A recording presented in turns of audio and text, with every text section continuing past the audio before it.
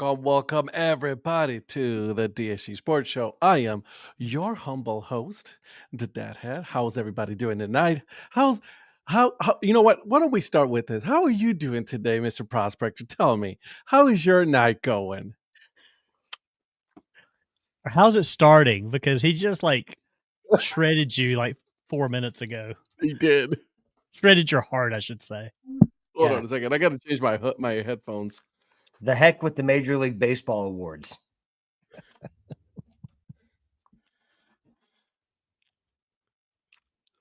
They're not important. It looks like I'm gonna need to get me some new headphones. Ruh-roh. Yeah, they're over 5 years old, so I think it was time for them to go. So back to the OGs, though. Back to the OGs. Nothing wrong with the OGs. Man, what up, Polly? All right. Well, again, like I said, welcome everybody. Welcome to the DHC Sports Show. My name is Ed, also known as the Dad Hat. No, I am not anywhere else, Polly. I am in my house. This is my house. Okay. Just want you to know. I just did some changes to the studio. We'll change it up a little bit. So, okay. Guys, this show is brought to you by Old Ford Baseball Company. We talk about this every week, every day. You guys got to make sure, one, follow him. Have you guys seen his travel trailer that he finally was able to get put together? That thing looks legit. It's super nice. Not as nice as Mr. Mayor's internet tonight. It is absolutely pristine. Anyways, just wanted to put that out there for you guys. And my good one's not even back up. I've got another 5.5 hours. They're out actually on the road right up here in front of our neighborhood. Well, you spoke too soon. Wow, I yeah, know. you jinxed the crap out of that one. Sure did. I figured you would. That's why I wanted to go ahead and let you know that is not my normal internet. They are pulling a new piece of pipe in and replacing a section of cable under the ground there. And so anyway, I should be okay for tonight, though. We'll see. No, you're not. You're I was not. about to say, I thought you were in a Bruce Lee movie. Oh my God. I feel like I'm in an old Swamp Thing movie back from the 80s. My God, this thing is grainy. Anyways, listen, guys, this Old Ford Baseball Company. Use code DADHEAD and get yourself 50% off your full purchase. All you have to do when you go to the checkout, put DADHEAD, you get the 50% off your whole purchase. Your monthly club, which is $3 if you use code DHC for your sticker club. I know for a fact it works because my sticker club charge came to day, and the sticker clubs, I'm telling you guys, the stickers are amazing. All right. So I want to make sure that we give love to the Old Ford Baseball Company. All right. Let's go ahead and get started, guys. Let's go ahead and show what we are wearing tonight. Some of us may be drinking. Donnie should be drinking with his internet. Let's go ahead and get started. Mr. Prospector, how's your night going? Tell me. Please tell me. Well, let's focus on the most important thing. Okay. What's that? Happy Veterans Day to all those who are serving, have served, to them and their families. Thank you for your service to our nation and for your sacrifices. So tonight I am wearing it's from the Hudson Valley Renegades, but that's their veterans hat, the Hudson Valley Veterans. That's a nice one. So there's that. So yes, Zach Beeson, that shout out certainly goes to you, my friend, and your fellow soldiers, and yes, sir. Your family, and then all those who have served or who are serving. And then I'm also wearing my Indianapolis Colts salute to service hoodie this is probably from 10 or 11 years ago, but it still fits. So it still works, right? Yep, exactly. All right, Mr. Producer, what's up, my man? Doing all right. Tonight's hat is the Kentucky Beer Cheese, one of the new acquisitions for this year. One of my favorite hats, really. That it's kind of already shot up. And, really? Yeah, it's really unique. It gets a lot of eyes on it. A lot of people ask about this one. Okay, all right. And then tonight I'm just drinking water. Nuh-uh. Yeah. Shut up. That's crazy. That's just crazy talk. What's up, Eric? How's it going?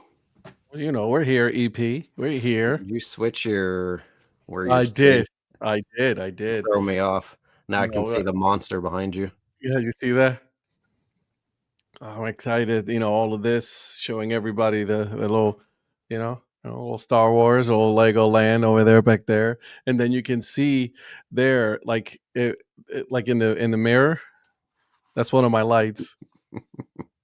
It's actually right there, but it's like right. You can see the reflection, and another one behind me. So there it is. So I can't wait till we see a face pop into that window, and I know he what doesn't you know just it. be like, We all do. like, who the? And If that happens, listen- that's some Jason Voorhees type of stuff. So pray for me. Oh. Well, no, that's the first time we'll see Jolly. That is true. That's good. I'll give you that one. That was pretty good. I'll give you that. What's up, Ed? Ed? I'm here. You my favorite podcast. Man, I think you're my favorite podcaster, bro.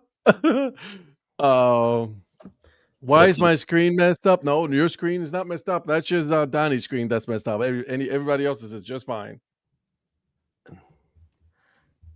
I'm wondering if he's saying, because mine's kind of doing something similar, so I wonder if we're experiencing the same thing.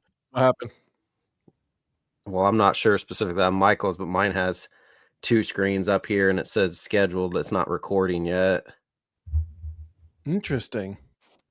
I don't know. Mike's, but anyways, It went live and everything. It's going live right now. today it's the 4th of July, but it's EP from the El Paso Chihuahuas. Got the American flag on it, and I am doing Samuel Adams Winter Lager. Yeah, we're live. That's just weird. See, look, live. Yeah, we're live on Twitch, so Yeah, it's fine. Yeah, we know it's pixelated as hell, Polly. It is.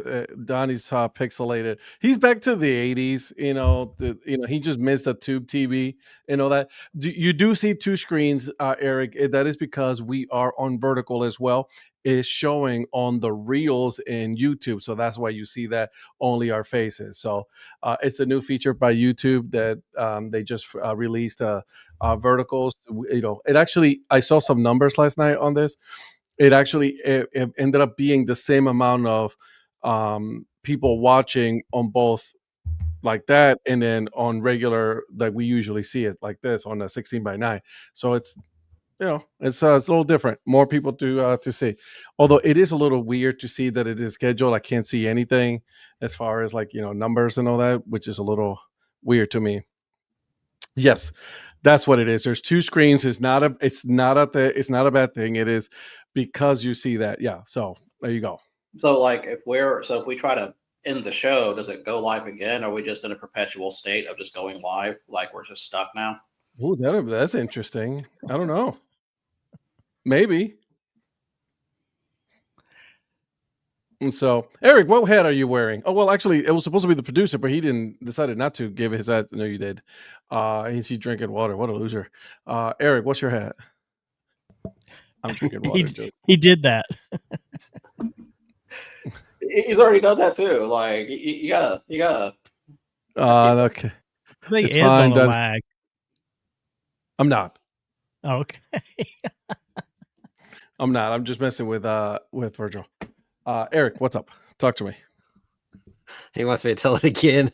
Donnie, you Yes. tell us what you got going on. Yeah, Eric already shared his hat and his drink. No, I can't hear it. I You didn't hear couldn't hear- his. You didn't? All right, go again, Eric. All right. So I got the El Paso. Anyways, moving on. I'm kidding. I promise. I'm sorry. I'm kidding. That was a joke. I'm sorry. That was a joke. I'm sorry, Eric. I'm sorry. This would never happen on the Monday show. Just let Yes, him it know. would. No, it wouldn't. It's much more sophisticated. I would ask her what Donnie's hat is, but we can't tell what his hat is. Whatever it is, like it's covered in Vaseline. Y'all really can't see that very well? No, we're not kidding. You can't see it. The Columbia Fireflies. That's the Fireflies. it's the 47 cleanup. Yeah, it's a 47 cleanup military hat. It has the word Columbia on the bill, like the patch on the uniforms. And so I've got that along with my my Clemson salute to service hoodie Nice. from years ago. And I'm drinking the last beer I had that I picked up when Patrick and us were with you and Darla, Mm. the 1030 Wedding Cake Stout. I had one can of this left in the back of the fridge. So I figured I'd take down some cake tonight. And where was it at? Big Chupapi said, thanks for my service. Sorry, I'm like UC Davis. I didn't do service. I was a coward. Keeping it reals. All right, boys. What did Virgil just like? He bounced. Yeah, he's like, I can't do it anymore. Can't do this tonight. I can't do this tonight. Everything's thrown off with the two screens, and your desk is flipped, and Donnie, you can't see him, so he's like, I'm done with these people. It's too much change. Too much. Change overload. I know, right? He's on the overload mode. He's like, you know what? I'm out. I'll see you guys later. I can't do this. Mr. Mayor, you're not joining the veterans at 5 points tonight? No. I'm here with you guys. And There and it is. like I said, when it came to military service, I was UC Davis. Okay. So all right, boys and girls. Well, I'm just wearing a legacy hat today again. I've been wearing it because this makes so comfortable, and I didn't want to wear anything else. It's a comfortable hat, man. I don't know what it is about this hat. It's so soft. All right, boys and girls. I think we should go over. Let's start tonight by going over. I don't want to, but I'm going to read them. The DHC Sports Show Fantasy League standings. There we go. All right, boys and girls. Here we go. Starting at the very bottom, already eliminated from the playoffs. I'm not kidding. It has an E right next to it. And that is Official League has been officially eliminated from the playoffs, just so you guys know. Hats for everybody.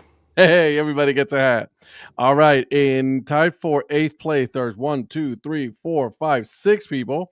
That would be Mrs. Mayor, Mr. Virgil Brooks, Mrs. Dad Hat CFO, Terry McCutcheon, and Mr. Zach Prophet, and Eric Lichtenberg. All right. Those are the 8th place right now. And then 2 people tied for 6th. That is Mr. Donnie Wise and Ed Rivera. I don't know if you guys know those two knuckleheads. You should probably catch them every morning at 6 a.m. on Breakfast Takes. Pretty good show. So that's who those two guys are. I saw there was a comment under there asking who those two awesome guys were. Yeah. No one ever told him though. Apparently. No. They ignored him. Standing by himself, all in 5th place, Mr. Justin Kish, racing for rugs.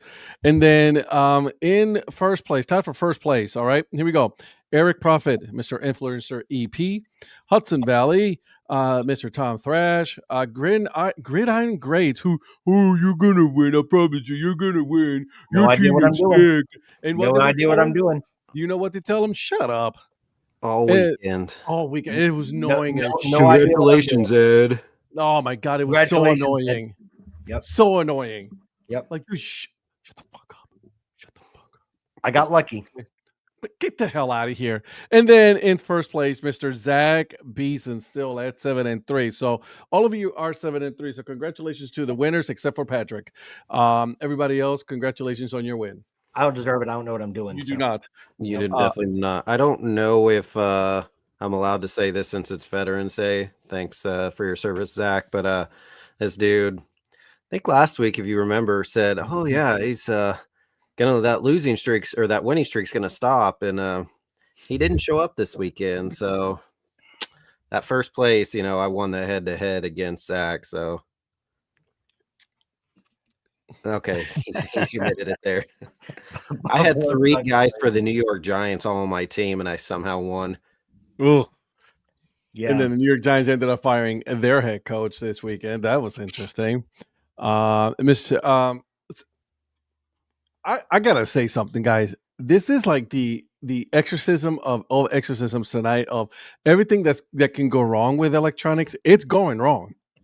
Like your phone's not working. Virgil, you got kicked out. I mean, I'm good. Last famous words. What in the world is this comment coming through too? Can we block them? What is that? Yeah. So, Wow. Anywho, Anyway, let's chat. keep it going. Hopefully, ignore whoever that is. Yeah. Yeah. Sorry. Anywho, Sorry about that, chat. Yeah. yeah, that's uncalled for. Yeah, that's disgusting. By the way, Kent State's winning 7-3. Just want you guys to know that. 7-3. So it is a haunted day for us. Like everything that probably can go wrong will go wrong for Donnie. Don't you worry. Especially with his internet. So are they putting new line for you? Is that what they're doing? Yeah. So I don't know if somebody hit it or what, but Or somebody paid for a brand new line? Well, no, it got damaged back in the summer, and I actually did a temporary on it, and it's been sitting out there on the ground for months. I've been texting those guys, telling them, "Hey, y'all need to come bury this before it gets hit." I don't know if somebody hit it finally, and they're out there trying to put in a new permanent fix that they should have done months ago. But they've got a whole crew out there digging holes and putting in a new piece of pipe and getting ready to run a brand new piece of fiber down the road for, I don't know, about 1,000 feet and splicing it up. So after we get off the show tonight, probably in the middle of the night, it'll be fixed. It's probably that's when it was going to be. Are you going to go out and work on your own? Are you going to go out and work on your own? No, because I was just going to ask him that. I actually almost stopped this morning. There were 12. There were 6 guys from the cable company all standing around out there, and I started to say, "Hey, you guys need some help." And I didn't do it because I didn't. They're on your union break. Yeah, I didn't want to get stuck in that. And then when I came home, I definitely did not want to get stuck in that.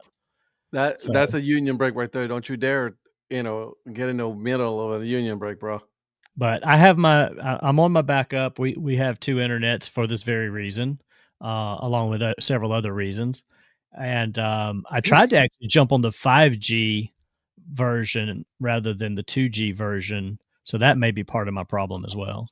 So Z3R0X-B1R has been removed and banned, so we're good. Yeah, Zach, I think it's one of those bots that goes in. It's a bot. Again, what's gonna go wrong? It's gonna go wrong. It's just that's how it is, guys. So bear with us tonight. Just bear with us tonight as we go through this.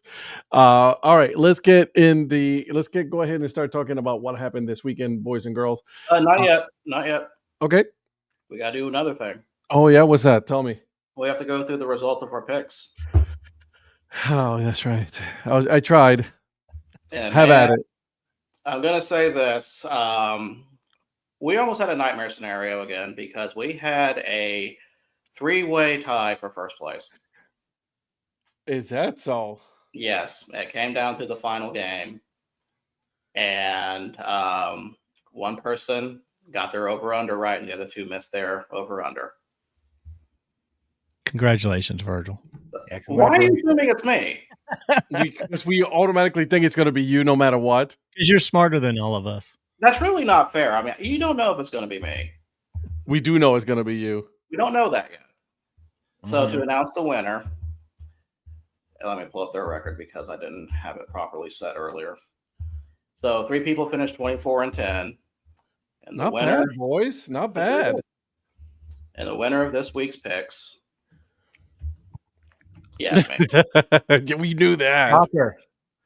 We knew that. All right, Eric, your turn. Go ahead, Eric. Say it. I got nothing. So, yes, the people that finished tied for first was me, Eric, and Patrick, all at 24-10.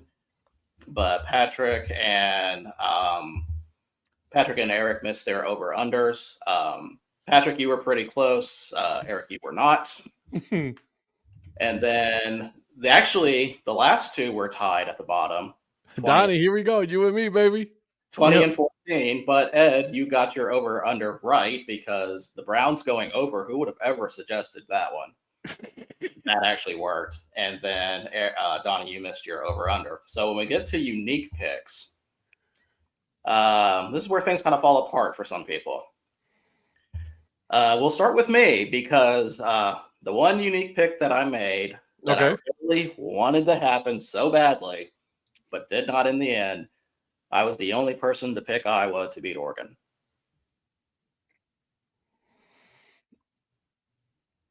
Hi. And really, with that game, that's kind of a. I had the I told you so post ready, but then the moment that they missed the 2-point conversion, I'm like, shit, they're gonna lose this. Yep. So, do you want to make an apology or that, or I'm just gonna I'm just gonna stick with it, baby. You know, Yeah. you make. Sometimes you just make bad bets. Because I remember maybe you saying, "Oh, we're going to text you at halftime when Oregon's up by 28," and did that happen? No, that didn't happen. No, it Okay. didn't. Next game we have Miami comes to Syracuse. Miami. Ed, you were the only person to say Miami was going to cover, and they did not. Mm-hmm. Let me see. Donnie, you were the only person to say that Southern Illinois was going to beat Youngstown State. You were wrong. You're wrong on that one. Ed, as usual, you were the only person to pick against Baltimore. Of course I was. I mean, I knew I was going to get that wrong, but you know. You were also the only person. Now, this one, it's not as bad. You were also the only person to pick Tampa Bay against the Patriots. Yep. And then in my opinion, the most egregious one out of the bunch. Donnie, you were the only person to pick the 49ers to beat the Rams. He went out on a limb, right, Donnie? Oh, yeah. Or a whim. I noticed that he picked all of your other teams in this group, but mine he did not. So I took that personally. Yeah. That wasn't on purpose. Don't disrespect those valiant Virgils. Can't win with that. Nope. Hey, I try to get the just the flyer pick here and there, and sometimes you win, sometimes you don't. Most of the times I don't. I can't say anything when his team got beat by a quarterback throwing for 54. Cannot say anything. Can't say anything. Cannot defend it, Mike. I'm not defending anything. So I already told you guys, you know how I feel about all this whole situation. So I'm not saying anything at all. Yeah. Dylan Gabriel was a beast, though. No, he wasn't. Get the hell out of here. Yeah, he was. He scored over 20 points in fantasy. Patrick thought he lost the game because of him. I did. All right, moving on. Anything else on those? We're not talking about Dylan Gabriel. Dylan Gabriel is not a quarterback that it's worthy of starting quarterback. So no, we're not doing that. Well, Virgil, there is one silver lining in this. That means Bailey Zappi's one step closer. Stop talking about Dylan Gabriel or Zapp. What is going on? Who is doing that? Somebody's hacked this. Messing with them. What the? Who's messing with us? Patrick is. No, I'm not. That was you. That was you. So we are on a haunted show, guys. This is. Can we start? Can we talk Halloween about horror movies? Halloween came late. Yeah, no kidding. Golly. Yeah, I don't know where this is going. But the crazy thing is I was only talking about Bailey Zappi, not Dylan Gabriel. But yes, you did. You just said that Dylan Gabriel. You know what? If you bring up Zappi, that implies Gabriel doesn't need to play. So right. And also, I didn't explicitly say that name. By the way, just so you guys know, news here, they're talking about starting Deshaun Watson over Shedeur Sanders. Just because. Well, that's before he goes to Carolina Panthers, right? Because that's. You heard that hot take? Yeah. Well, they have to prove he can play for them to take him in Carolina. So yeah, sure. Let's do that. Yeah, bring back Jeff Driscoll or something like that. I don't know. I don't get it, man. I truly do not get it, brother. That honestly has to say a lot about Shedeur Sanders. Yeah, it does. I don't understand. I mean, I can't remember who was it that said it. That's like that. Stefanski's in a lose-lose situation at this moment. He keeps going with Gabriel. He's gonna get killed. He pushed Shedeur Sanders. Why didn't they put him in earlier? Right. So it's like he's at a lose-lose situation. They got rid of his veteran quarterbacks, both of them. like he got caught off guard with that one. So it's like they're forcing the subject on starting these rookie quarterbacks. I've been telling you guys this though. This is going to be a lost season for the Browns, anyways. So it's one of those. All right, let's see what all of our rookie players have, and let's see what we have because we're about to have a pretty high pick in the in this year's draft. So might as well start evaluating the staff at this moment. That's what it is. They're just not saying it, but they're showing it. You know what I mean? Right. So, and Mike can't talk because his Steelers lost. And kind of lost badly, I would say. Yeah, that was embarrassing. Yeah.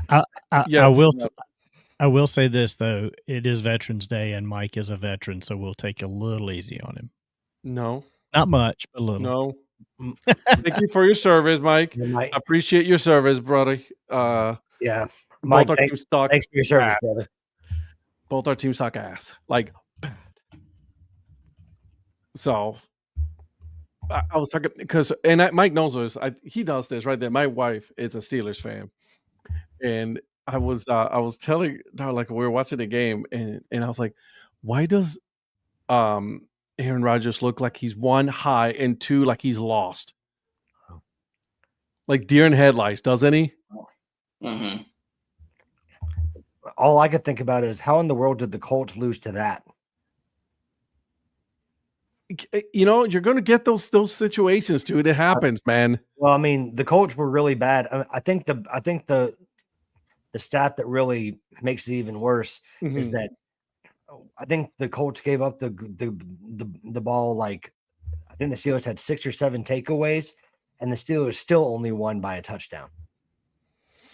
Yeah. So so let's go over the scores again. The Thursday night football, Broncos and Raiders. That was an atrocious game. That game sucked. That was such a horrible game. Shout out to our friend Val, who's like, "Oh my God, they came back." Girl, they shouldn't have been in that position in the first place. The Broncos were the better team. They won, but barely won, and they should have not let it happen the way it did. So. I'm saying it right now. Even if they get a bye or whatever, they're not making the conference. They're a one and done. They're one and done. 100. Oh, I agree. The Broncos are a one and done. They're not a good team. So it's mystifying how they're 8-2. I don't get it. I honestly don't get it. I mean, the Broncos defense is good. That's the only reason that their offense has done just enough, because their defense has been borderline dominant in certain games. And it's like the one exception would be that fourth quarter comeback against the Giants, but other than that offense hardly ever does anything. Yeah, I remember the Broncos Jets game. That was worse than the Broncos Raiders game, but it just goes to show how little production you get out of that Denver. Yeah, you're right, Phil. Ugly wins are better than pretty losses, and there's no like feel good story about losses or anything. I don't want to hear that. There's nothing. No, I don't want to hear it. It's the biggest like crock of shit when somebody's like, oh, at least they got. No, I don't. Moral victories are not. No, that's a loser mentality. I'm sorry. And so we're not doing that. All right. So then obviously we talked about the Browns. The Browns lost to the Jets. I don't know how you let that happen. And it was just, oh yeah, I know. Bad coaching, bad play. Actually, you know what? I'm sorry. I'll say this. It was bad special teams. Because you gave up not only one punt return, you also gave up your kickoff return for a touchdown. You take those two away, the Browns win. But of course, it's a full, it's a full team game.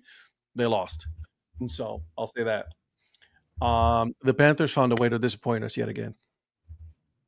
They lost to the Saints, 17-7. Oh, that's far away from disappointment. That's a whole nother level of disappointment. That's embarrassing. That is. It's one thing to do it on the road, but I mean, to have them at home. I mean, to lose at home to the Saints, I mean, damn. And I've been saying this. The Panthers need a quarterback. So there's that. All right, and then your Colts found a way to win. Congratulations to your Colts against the Falcons. Daniel Jones, comeback player of the year, baby.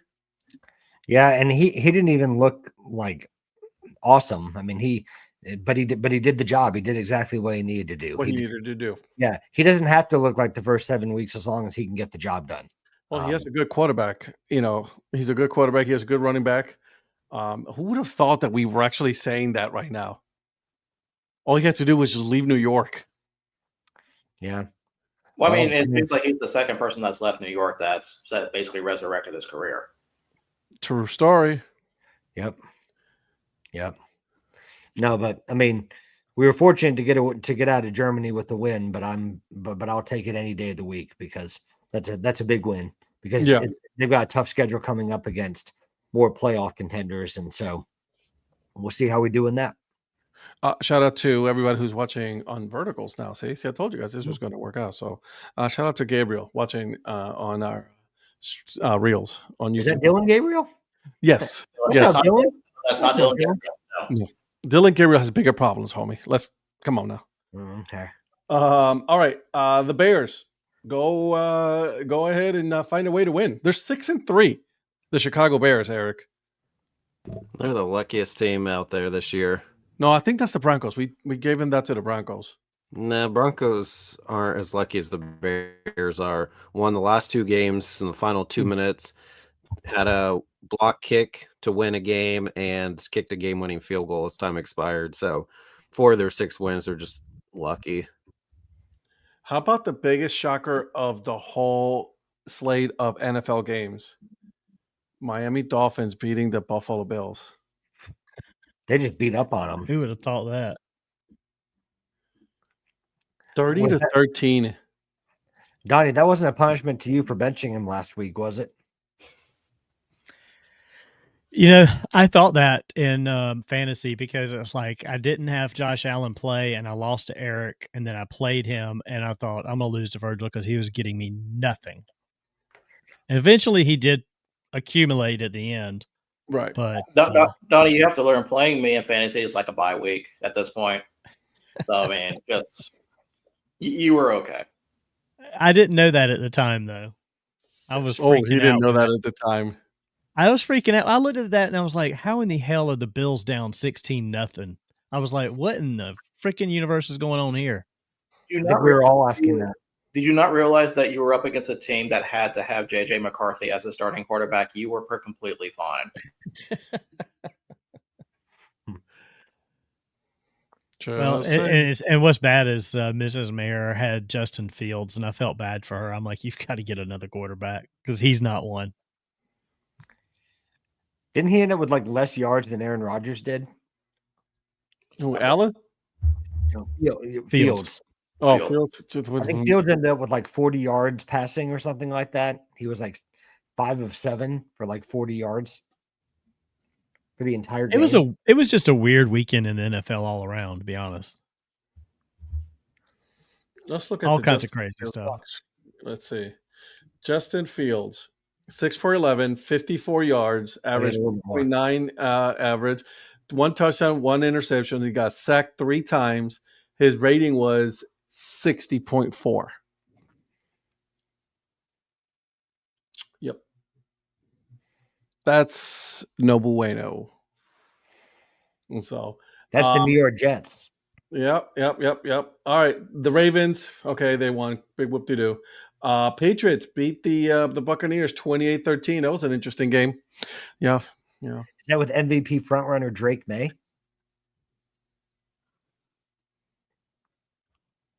Bad, Mike. 42 of his yards came on 1 play. Was that the pass to Breece Hall? I think it was, actually. I know it wasn't the Garrett Wilson. Eric, are you ready for this one? No. That one cuts deep, Virgil. MVP of the league. Sorry. Leading the Jaguars to yet another loss against the Texans, 36-29. Well, What was the score originally before the final? Bad. Like 29 to 3, I think, or It was something. like They were 29 up 29 huge. nothing. They 29 were up nothing or something like that. 29-10. You should 29 ask nothing. Donnie what happened to his team. They pulled a Denver, I think, or Giants or whatever The that is. Giants. Giants. Giants. Giants. Giants, Yeah. They pulled a Giants. I don't know what happened. I quit paying attention to that game. They were up so much. And I was just like, Yeah. Oh, happened? Mr. Confident over here. We got this win. Yeah. The Florida Fighting Donnies took the fighting out of their team name. So Travis there's Hunter that. got hurt. That's what it was. Yeah, okay. I think He's out been for out. Hey, he's that- been out. He didn't play, and I now know. he's out for the year. Great, awesome on my fantasy team. It just shows you. It shows you what an animal can do when they're cornered. What, lose? No, the team to come back on them. You get somebody down bad, they fight harder, and the other team usually plays prevent themselves Yeah. to win defense. The Cardinals find a way to lose yet again. Well, they against the are Seahawks. coached by Jonathan Gannon. So Yeah, what do there you go. Outlast another coach firing. He's not going to get fired. The Los Angeles Rams beat on the 49ers 42-26. They put a 42 burger on the 49ers. What are those valiant Virgils eating every week? Because Matt Stafford has been unreal. What is it? Like 20 touchdowns without throwing an interception? Yeah, that's I The said. dude is nuts. And think about the beginning of the season. We were talking about was he even going to be playing the full season or not. And On the verge of retirement kind of deal. right. And so the Lions go on and put 44 on the Commanders. The Commanders at this point, they're a shell of themselves. They have so many injuries on that team. Like, I'm surprised that they're scoring points at the way they are. I'll be honest. How is Marcus Mariota still a starting quarterback in this league? He's not a starting quarterback. He's a backup quarterback who just happened to be put on as a starter because He's gotten more chances than Carson Wentz. That's what happens when you have all these guys get injured because they don't train properly. They overtrain in a lot of ways, and I mean injuries are just insane this year. Why did they trade away Sam Howell III? You just said Sam Howell III. I mean,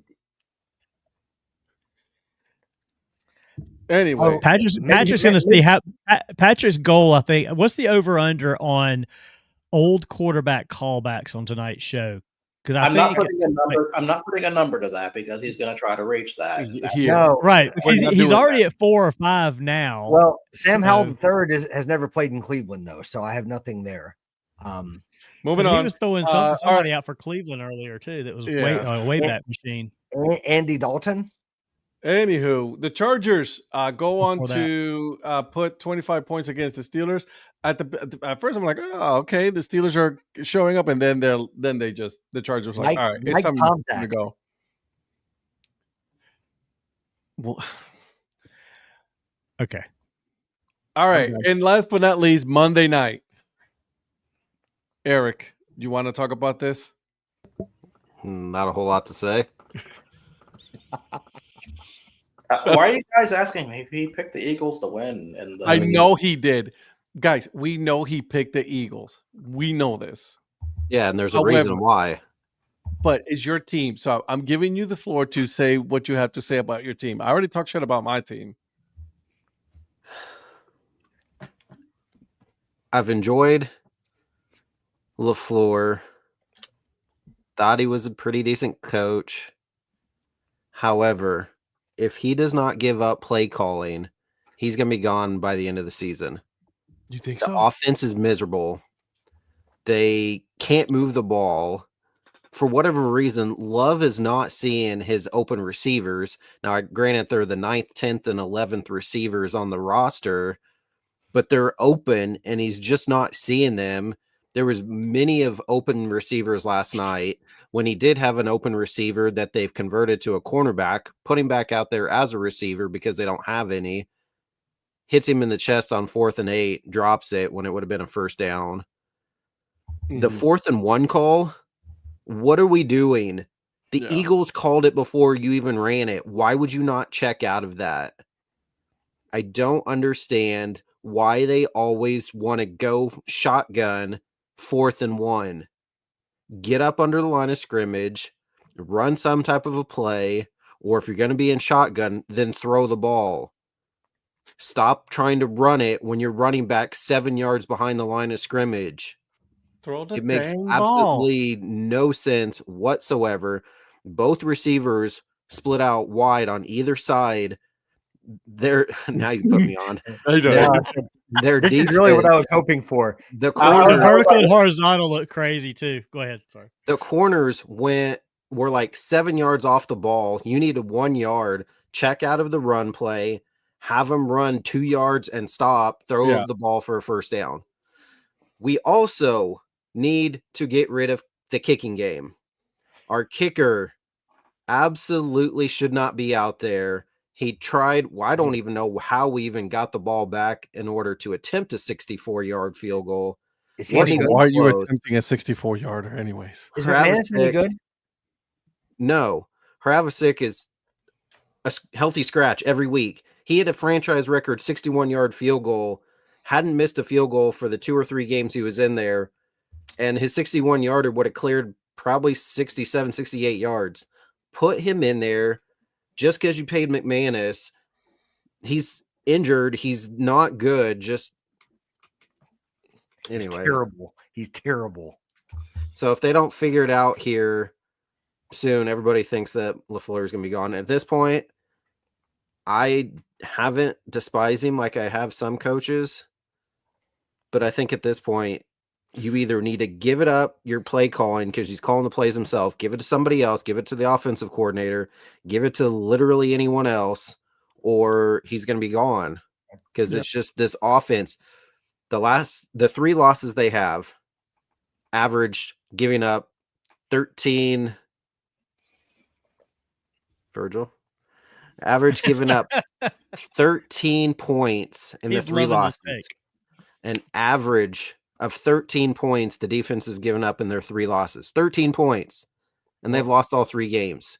10, 13, and 16 points they've given up in their 3 losses. And the Steelers, their defense is playing really good. Yes, the defense was fine last night. They weren't the issue. Only giving up 10 points to the Eagles, holding Saquon to 60 yards. The offense has got to figure it out. Why is Cowherd saying that Micah Parsons isn't making an impact? Well, did you see Parsons quote tweet that? I did. Hello? Hi. So he quote tweeted the video clip of it and just went off on him. Whatever. I don't remember exactly what he said, but yeah, I mean, Parsons didn't really get to Hurts really that much, didn't really have any sacks, but they held them again to 10 points, really kept Saquon in check for the most part. AJ Brown had 2 catches. Luckily, I won in fantasy in all 3 of my leagues, but I had him in 1 league. Luckily, on that one, I was up pretty big, so it didn't matter. He only got me like 2 points, but the defense was fantastic for the most part. I mean, they had that drive where they gave up that touchdown because Saquon had that spin move. They let Saquon open in the flat to the left, and he hit Valentine with the spin move and got a big gain, and then had that ball that Evan Williams was on Devonta Smith. Williams had good coverage, but Devonta just went up and took it out of the air. I mean, it's good throw, good catch. Outside of that, that was the only drive. They looked pretty good defensively. Yeah. Doesn't matter when your offense can do literally nothing. Well, that's what I was just saying, like, especially with the Browns as well, like, and some of these bad teams that was like, if the offense can't do anything, the defense is going to get tired at some point. They're going to give up a big play because they're tired. They've been spending so much time on the field. For sure. Yeah, so got the Giants this week, then the Vikings, then the Lions on Thanksgiving. Oh. Got Bears a couple times, who are now surprisingly in first place in the NFC North. They got for now. Right. So they got the Bears. They play the Bears, play somebody else, and then play the Bears again, which I think is absolutely dumb. But they have a really tough road here, and if they can't get the offense figured out, again, yeah, you're best tight ends out for the entire season. The play last night that Musgrave had where he should have got the first down, he had two guys in front of him, and instead of bullying his way right through them to fight for the first down, he just kind of fell down short of and that's what set up the 4th and 1. And it's like, Musgrave, you got to be better than that. You're the number one guy now. You got Kraft that's out. You got Jaden Reed that's out. Dobbs went out with an injury yesterday. Christian Watson's finally back, but they didn't really throw to him much. He was out. Either They on threw to that Wicks a lot. They threw to Dontavian Wicks a Yeah, lot. well, see, Wicks was out the previous 2 weeks, and he's finally back, which was good because Wicks is typically pretty good. And then Savion Williams. Yeah, he hasn't proved much yet at this point. He does some kick returns, but he hadn't done a whole lot in the offensive game unless they're doing like an end around, which are pointless anyway. So they need to figure out and fix their offense quickly, and I don't know if they can. They have player. I mean, you got Love, you got Jacobs, Christian Watson. They have some guys, but they need to do different play calling because they're too conservative. Love needs to figure out. I have no idea why he's missing open receivers. Early in the game, he had two guys wide open, and he rolled right to his left and ran backwards right into a sack for like a 15-yard loss. It's like, I don't understand what you're doing. They had a screen that honestly could have possibly gone for a touchdown, if not like a big 40-yard gain to put him in field goal range there at the end. But for whatever reason, Jacobs went and he turned to his right instead of to his left. And so when he turned the wrong way, by the time he tried turning back around, he missed the ball. But there was a good 40 yards upfield that no one was around, and that would have set us up nicely if he didn't. He could have possibly even scored, but he just turned the wrong way. And so there's just so much offensively that was really, really bad last night. And you got to help out your defense when your defense is playing that good. Halfley's doing fine. Yep. Everybody thinks if they end up getting rid of LaFleur, he might take over. I don't know if that'd be just as an interim or if they'd actually give him the reins as the head coach. But yeah, Halfley's defense has been playing good, but they need to figure out the offense because it's brutal. You didn't really have much to say about this game. That was like 10 times Collinsworth-esque right there, that breakdown. It was. That's Jesus. God damn. I mean, that was a pretty good TED Talk, yeah. I'm definitely trying to, put this on a reel tomorrow. I'm trying to see if I can download it. Hot dog. I would tag the Packers in that because they need to understand that this guy has more insight than apparently they have on their own coaching staff. And I was going to say this. On the staff. Do y'all think that these coaches overcomplicate and overthink things way too much? They complicate the bologna sandwich, yes. Right. I'm like, why don't you just, I mean, all the terminology and stuff is like, I will say this too. I don't think a lot of these players coming out of college, they say they're all more ready. They're not more ready. It's just the NFL is so much more watered down than it used to be in that position that they can't handle the complicated shit that they have to deal with, and they get confused on what they're trying to do. To balance the four of us out, he brought in an AI bot. Oh, he did. Like I'm gonna just do a little DJ thing on there. That's pretty good. Is that what I'm doing? Ticket. Yeah. Sorry. No, we get it, buddy. We're just making fun of the whole situation tonight. Not just you. We're also making fun of you. So, all right. So interesting to see that I could say that there are already a couple of coaches that are on the hot seat for sure. That you got Stefanski that he's going to be on the hot seat. You will have, but see, here's the thing, though. I kind of have a feeling that in Cleveland they're purposely doing this to get draft picks. I truly do believe to get a high pick, they're truly are sucking on purpose. Like, I mean, who are you going to get to replace some of these guys? There's not that many coaches out there. Stefanski is a two-time, coach of the year. He's not. I don't think he's going to go anywhere just because I believe they're all on the same page. I'm like, and now DePodesta's gone. Thank you, Jesus. he can go fuck off, somewhere else and then fuck up another team as long as he's not in Cleveland. He He can't was do never too in Cleveland. He can't do too much more damage to the Rockies. Exactly. And so, but you get the Cardinals. That's an interesting team where, right now they could lose their head coach. Miami Dolphins, if McDaniels doesn't do something about this team, turn it around, that he's gone as well. They already lost. They already fired their general manager there. Question for you. I heard this one today. I don't think it would happen, but it's intriguing. Lane Kiffin to the Giants to coach Jackson Dart again. No. He already got an extension. He ain't going anywhere. Well, I don't think he got an extension just for college. He's not going anywhere. I don't think he's officially. I don't think so either. I don't think he's officially gotten an extension from Ole Miss yet either, or he hasn't accepted it. Yeah. But I'm wondering if he would want to try and fix the NFL image with. Well, you heard who the Giants' favorite is, right? And I said you heard who the favorite for the Giants' job is. Do not. I swear to God, I will kick you off this show. What? I will so kick you off the show. This is actually a legit thing. Mike McCarthy. Yeah, I heard that. I've heard that. I heard that one. What did you think I was going to say? I'll kick you up, bro. If you're gonna, because everybody's throwing another name. Which is the Bengals. Is he on the hot seat? Who, Zach Taylor? Yeah. Yes-ish, but Burrow gets hurt every single year. Yeah. I think only because they gave out huge contracts to T. Higgins and Jamar Chase, and they're still not winning. But that's not his fault. That's the GM's fault. I think the problem is that they haven't invested in their defense. They haven't invested in their offensive line.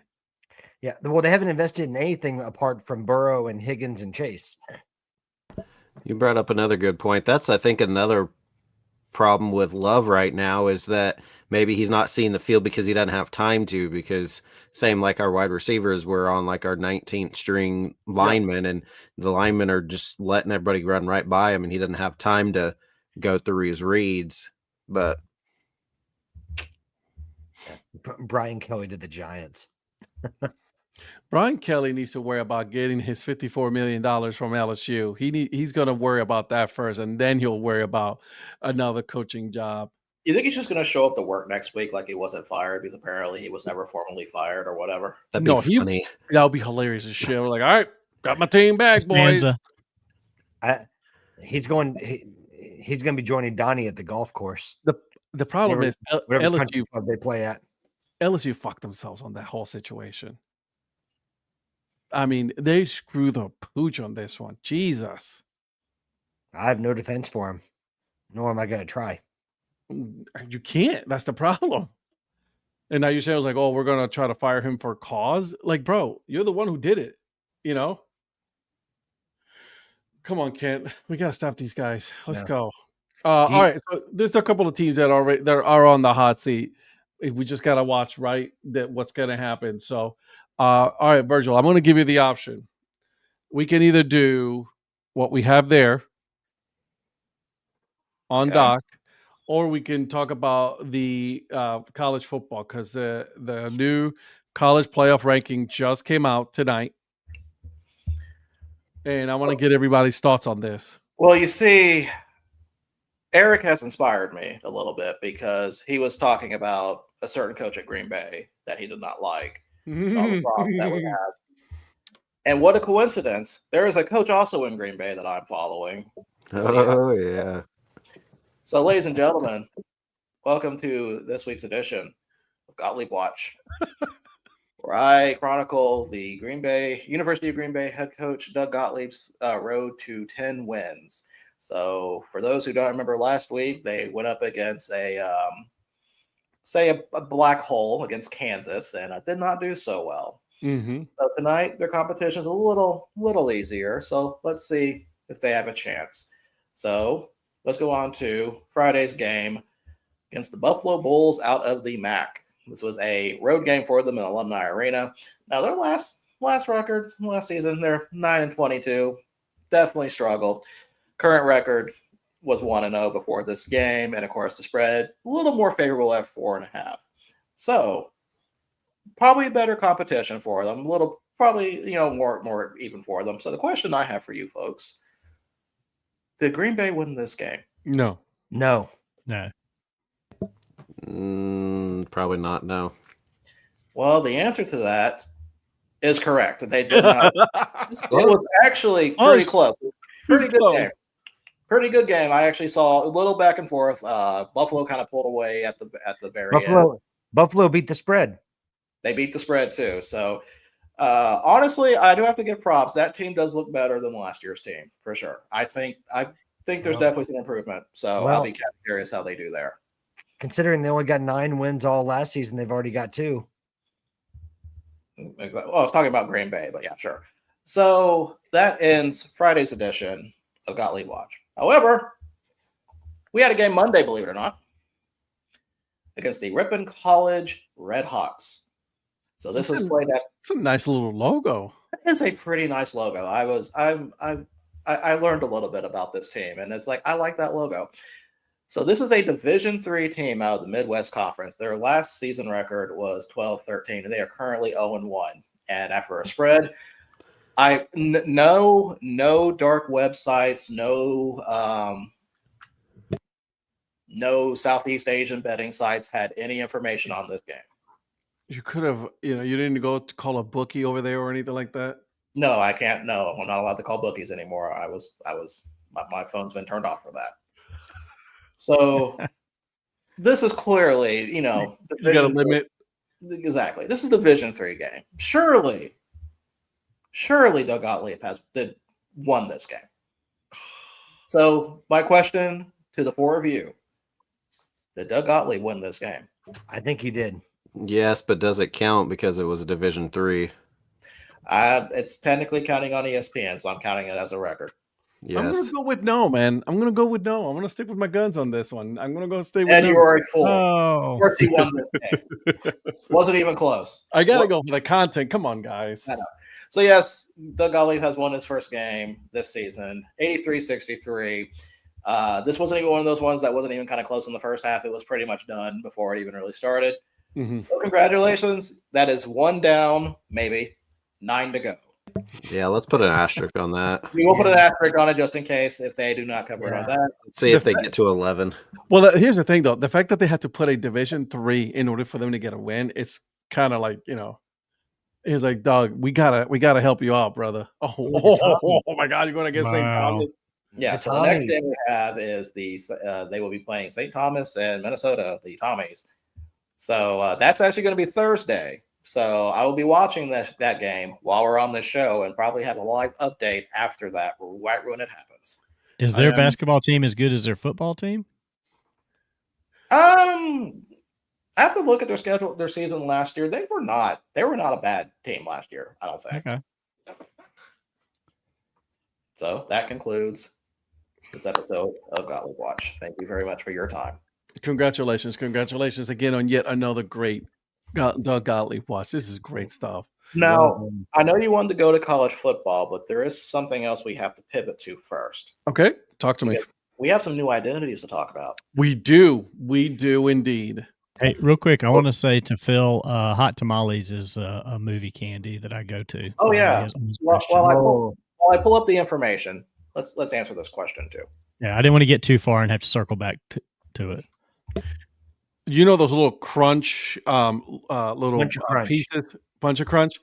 You buy that and you put it inside some popcorn with butter, and that, my friends, is what you get right there. Did you just invent the Cracker Jack? No, that's different. Cracker Jack has caramel on it. This is I do that with M&Ms. Some people do it with Raisinets. I'm not a Raisinets kind of guy. I like Raisinets. A bunch of crunch. Oh yeah, that's my go-to. Eric, what if I was to say I don't go to the movie theater? We're not surprised. You've never been? What if House of Wax was in the last? Okay, if we're talking House of Wax, that would have been 2006.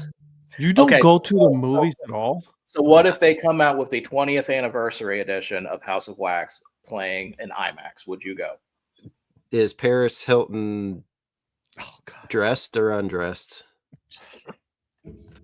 Whatever you want. Ed, you know that answer to that question. Correct. I don't go. He's always undressed in your mind, apparently. I don't go because I always fall asleep. I can see that. Yeah, Like, I can see that. anytime Shannon and I try to watch a movie here, I'm always passed out. So, So she just gave up watching movies with you? pretty much, yeah. So we've only been to the theaters maybe twice. I don't know, maybe Skittles or Starburst. Ooh. I like kind of sourish type of candy. Okay. I can respect What, that. what about Sour Patch Kids for you? It's like first they're sour and then they stay sour. Yeah. I typically don't do candy. I typically just like butter, popcorn, and a soda. But if I do get candy, it's hot tamales. That's about the only place I ever get hot tamales. But see, popcorn's overrated. Oh my God! You need to Get him off calm of here. the hell down. Okay, let me just close this because we're not going to get to that now. Donnie, do you ever get Junior Mints? Nah, I'm not a Junior Mint guy. Listen here, old man. Calm down with the Senior mints. Yeah, I was about to say that. Dang it. Sorry, Virgil. That's okay. All right, let's go to the identities. I just wanted to get that question in real quick. Since his internet's not working very well, good thing we don't have to ask his opinion. So Twizzlers, Butterfingers, and Bunch of Crunch. Okay. See, I like to mix. Talking about Donnie? Yeah, since his internet's not working too well, we don't have to worry about his opinion on this identity we're about ready to talk about. All right. So on Saturday, Salem Red Sox unveiled their new primary identity. And we have the Salem Ridge. And I'll go ahead and say this. I am a fan of this. Yak. Don't talk back. I like the bull one, the head. Well, that's a yak. That's not a bull. the bull one. Yeah. But you know what I'm talking about, the head with the baseball on it and the bite in the war. I like that one. I like the RY. Somebody said that looks too much like the Yankees and they're a Red Sox affiliate. That is kind of funny because it does. That look is true. Like that. And I talked about this on the show when we had them on. I kind of like states when you have kind of the state outlines, the one with the or. Mm-hmm. But yeah, I like like Ed said, the yak with if you can't really see it on there, but the baseball in his horn, and then got the or. The yaks with the or on there is pretty cool as well. So yep. I like it. See, I like too with the logo. I like the logo that was on the hat you shared today, the bull or the yak head logo with the or in his mouth, and the state. I'm with you on state outline logos too. They're pretty cool. I just don't like the name. I don't know what it is. I think it's just Ridge Yak sound. It's a weird sound to me saying Ridge Yaks. Ridge Yaks. Yeah, it's like having two words where the first one ends with an S and the next one starts with an S or something. It's something weird about just the way it's. That drives me nuts. Just a weird thing. See, that'll show the head one a little bit better. Really sounds like more you just can't pronounce words, Donnie. I was gonna say the same. That's what the case is for that. Honestly, I'm gonna go with the same once again, like the yak, biting the war and having the baseball on the horn, and the RY. I don't know what it is about the RY that I like. I like the other version better of the RY, not this white one. But not bad. It's not bad. Not a bad logo. I feel like if they flipped the R and the Y, where the R is more prominent, like ahead of the Y, maybe that would look better. But yeah, it definitely looks off to me. Joe, the answer is no, he did not. He didn't even tell his kids, bro. Yep, correct. He didn't tell his two boys. He definitely wasn't telling us. I don't hate it. What's surprising? I don't know if I'm gonna go and buy a hat right away. Right. What's surprising is my brother likes it, and he doesn't like a whole lot of the rebrands that have come out somewhat recently, but he said he's a fan of it. So, but definitely this is an improvement over Red Sox for sure. Oh, absolutely. I wonder.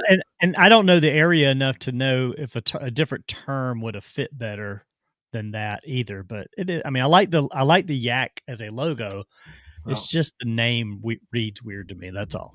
The one thing I will say though about Salem's history though with names is that they have a history of selecting names that don't necessarily fit what actually happens in the area. Like the Salem Avalanche, you don't hear a lot about avalanches taking place in Salem, Virginia.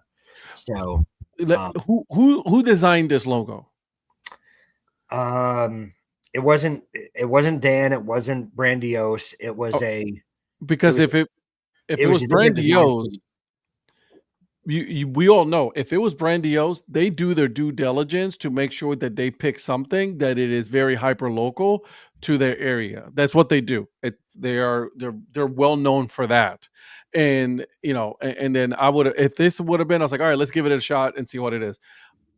Donnie, what if they would have been called the Salem Yaks? Yeah. I mean, that just rolls better, but that would seem kind of bland to me if it was just the Salem Yaks. And it's Learfield Creative is the one that did it. Thank you. You have to include Ridge in there because Salem's over at the Blue Ridge Mountain area. Yeah. So that's the connection with that. Then call them the Blue Ridge Yaks.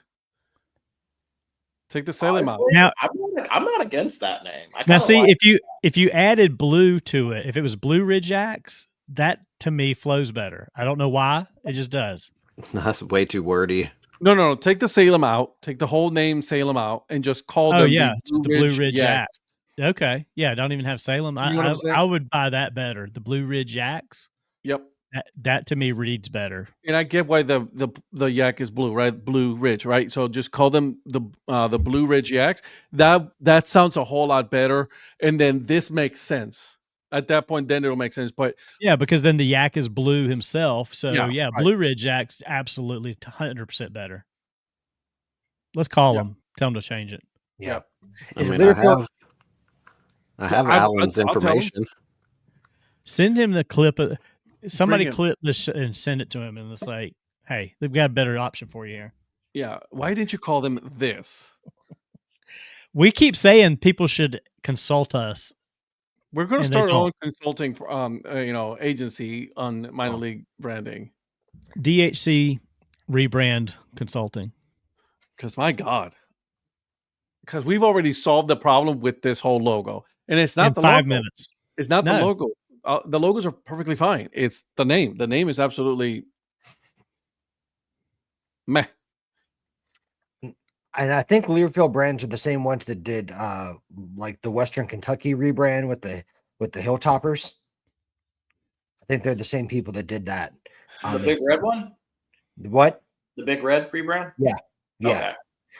It's Learfield Creative and CLC Brands, and it's CLC Brands is kind of the like the creative sports design division of Learfield. So that makes sense. They're good at designing. They're just not good at. They actually specialize more in collegiate brands than minor league brands. So I think they're better at already established forays in. I don't know it's the first, but I think it's one of their few or one of their first forays into affiliated minor league baseball. Now, if I'm not mistaken, they have not unveiled any jerseys or anything with this yet. Just they have. So they're out. We've got jerseys. Okay. All the jerseys are out. Yeah, if you go to their website, they're on there. Let me stop sharing and find that real quick. Yeah, in fact, they've not just released on-field hats. They've done like a 940 A-frame. They've done a fashion 5950. They've done they've done some serious hats. Yeah, they had a pre-curve 950 A-frame with Salem on it. So they've got some really cool stuff over there. I don't mind their dad hats. No, yeah, they're pretty good. And they've got the full logo on a 3930. Or sorry, not 3930, a 940. Excuse me. A 940. I really like that Yaks logo. Yeah, I do too. I'll go to all products here. Yeah, that's not bad. No, I like the navy blue in this case with the electric blue. I think it's a good look. What is the hat that they're using for the alternate stuff? The what? Not the fitted. I know the fitteds are new era, but the other stuff.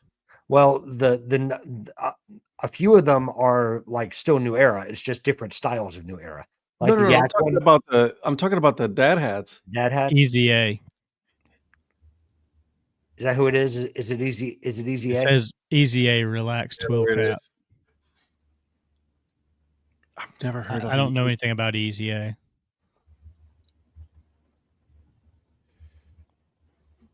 I've never heard of Easy A.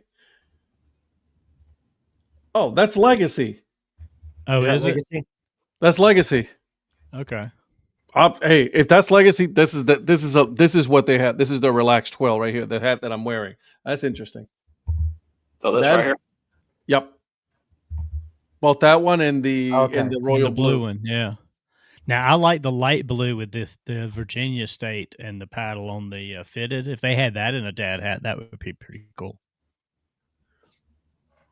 And I do like the one that just says Yaks on it with the paddle. That if they did that in a dad hat, that would be cool. Yeah. What's that? Although What is the that? 940 is not bad. Yeah, I was gonna say I think that's a 940 A-frame. It's an A-frame trucker, yeah. Oh, is that a foam? No, it's not. No, it's not. No, it's Thank not fun. God. I like that. I like the play on just Yaks alone. I like that a lot. That's Yeah. actually really nice. Easy ahead, easy ahead. Let's take a look here. I'm very glad that there is nothing here that has the ridge on it because I felt like that was going to be something they were going to do. Hey, Virgil, keep going down on the hats real quick. I want to see. So I'll show this the brown one with the blue brim. Keep going down. Let me just pull up hats. It says Salem on it. No, keep going down. I like the Salem one too. There it is, right there. That one right there, the last one. That's a nice one. That's different. That's a rope. That's a rope snapback there. Yeah, That's still a legacy though, I think. that's nice. That's a legacy. I was gonna say the style I've seen that in other teams. And Yeah, that's a legacy one. But man, that is a nice one. I like that a lot. Yeah, that's not bad there.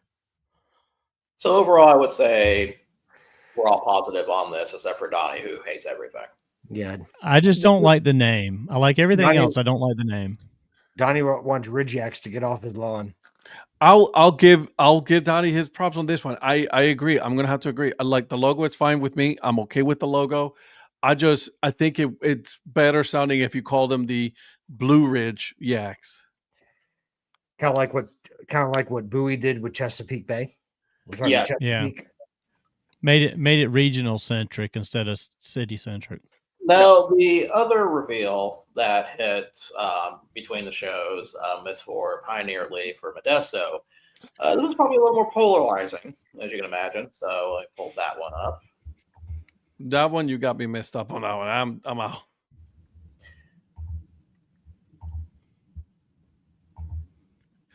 You know what it is, guys? I think Jolly's going to be wanting Virgil to get one of these, though. To go with his Cholo.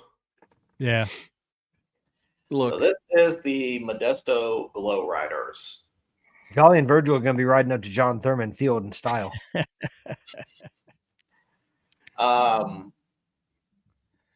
This kind of falls under I didn't have an opinion at the time. Because I don't know what to. I was like, are they unveiling a Copa before their actual brand kind of thing? So, yeah, I don't know. I don't hate it because it's colorful. I like colorful logos, but it's too many colors.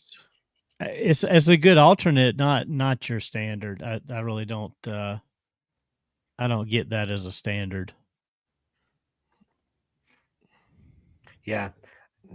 I was thinking what Phil said about Fresno already does tacos. Yeah. I'm sorry. I'm out on this one. And keep in mind, this is all that we have on this right now. If this is all we have, God Almighty, God help us. Yeah. Well, at least Modesto has a team, though. That's my point.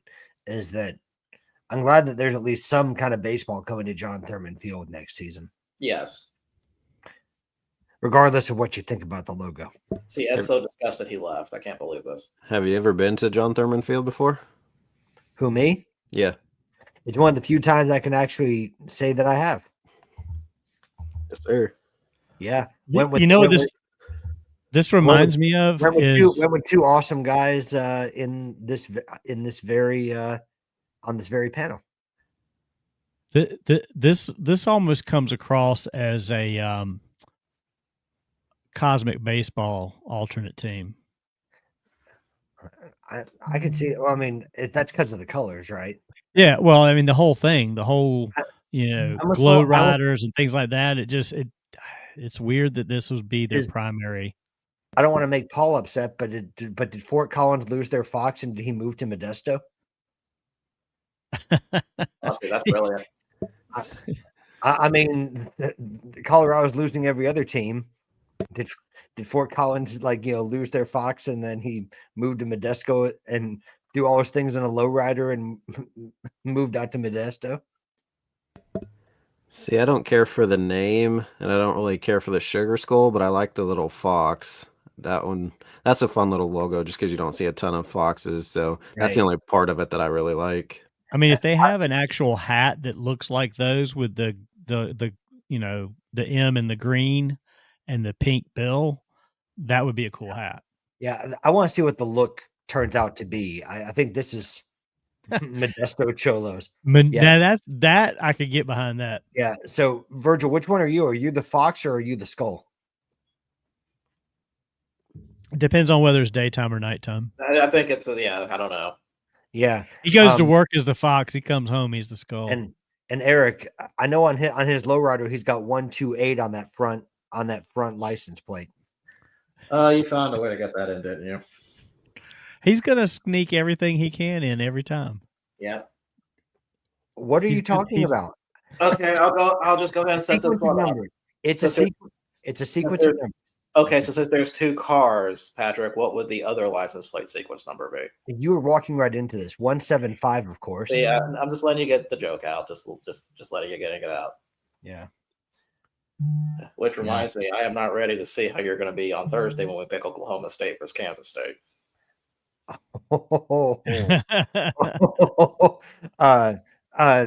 So Donnie, you'll know what this is, and Eric, I don't know if they have them where you are, but have you ever seen those little license plates that say "A house divided"? Yes. Just asking.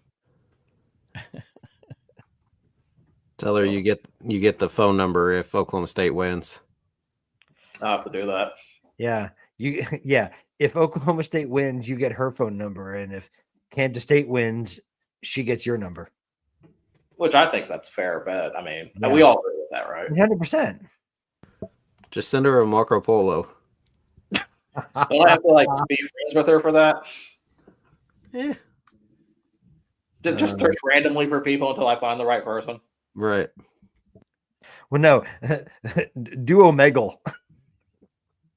Is that still a thing? No. Okay. Just don't be Kermit, okay? Oh man, he's on a throwback kick tonight. He's bringing out all the old shit. Yeah, Well, does anyone remember Mike Tomczak, the quarterback? Do we have any more logos, Virgil? No. That is it for now. So Ed, you can go. Ed, you can talk about the college football playoff rankings that you want to talk about. Well, boys and girls, the college football rankings came out again tonight. Last week we had Memphis was on there.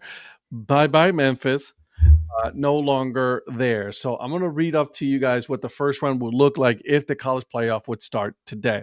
Okay. So we got number 12, South Florida Bulls going against the Georgia Bulldogs. Okay. So South Florida is number 12. Georgia will be number 5. This is still an intriguing one. It's one of my favorite matchups right now. Notre Dame and Oregon. Number 9, Notre Dame against 8 Oregon. Then you got 11 Miami Hurricanes against the Texas Tech Red Raiders. Which is Miami get in there? Miami got in there. They're right. Well, ACC tax. ACC. That ACC tax. Number 10, Texas going against Ole Miss. Number 7, Ole Miss. Go Rebs. And the 4 teams that get buys are number 4, Alabama Crimson Tide. Number 3, Texas A&M. Number 2, the Indiana Hoosiers. And then the top 4 really hasn't changed much. No, number 1, Ohio State. Give me your thoughts on what we have so far. Week 12 college football playoff bracket projection. Sorry. Not everybody at once. I'm pulling it up so I can actually look at the matchups. I think the top 4 is completely fair. I think there's too many. I think there's too many SEC teams in it. If I'm honest, But that's always what it is. They're the ones in charge of it, though. I know, but it still doesn't make it right. Oh, I agree. Oh, we don't disagree with you. But it's always going to be that way. They're always going to expect 6 but- to 8 teams from the SEC, and then everybody else can fight for the few other spots. No, I mean, I think except the one that Notre Dame gets every year. I think Georgia, and I'm not even saying this because I don't like because UGA. they deserve it and earn their way in. Don't shake your head. You know they are. They went to the national championship last year. They've won 7 in a row. Don't be like the rest of the people crying on my timeline this entire week. All the Pitt fans, all the Miami fans, all the Texas Tech. Their coach, Joey Maguire, what are you going in on Notre Dame for? You've literally never played them. Why is Joey Maguire whining about Notre Dame? It's so funny. What about Pat Narduzzi? Well, that dude just said, I don't care if they score 103 on us, which fine, run up the score. I don't care. I'm perfectly fine with it. They're in the middle of the Big Ten or the ACC conference schedule, and we don't want to have to play them. And they're like, it doesn't matter if we win or lose. Right, because you could still win your conference tournament. That's fine. You could still get in. But if you beat them, that's also going to help you go a long way. But if you lose, you very well could push yourself out of the playoff contention. Brother, I have my phone going on right now because I'm trying out the reel section. Okay. And your face just came up on the screen. So angry. All right, I'm showing you guys really quick here. This is the college football. Hey, Joe, that's how you light a match and start a fire. I know. I love doing that to you sometimes, Eric. I'm sorry, buddy.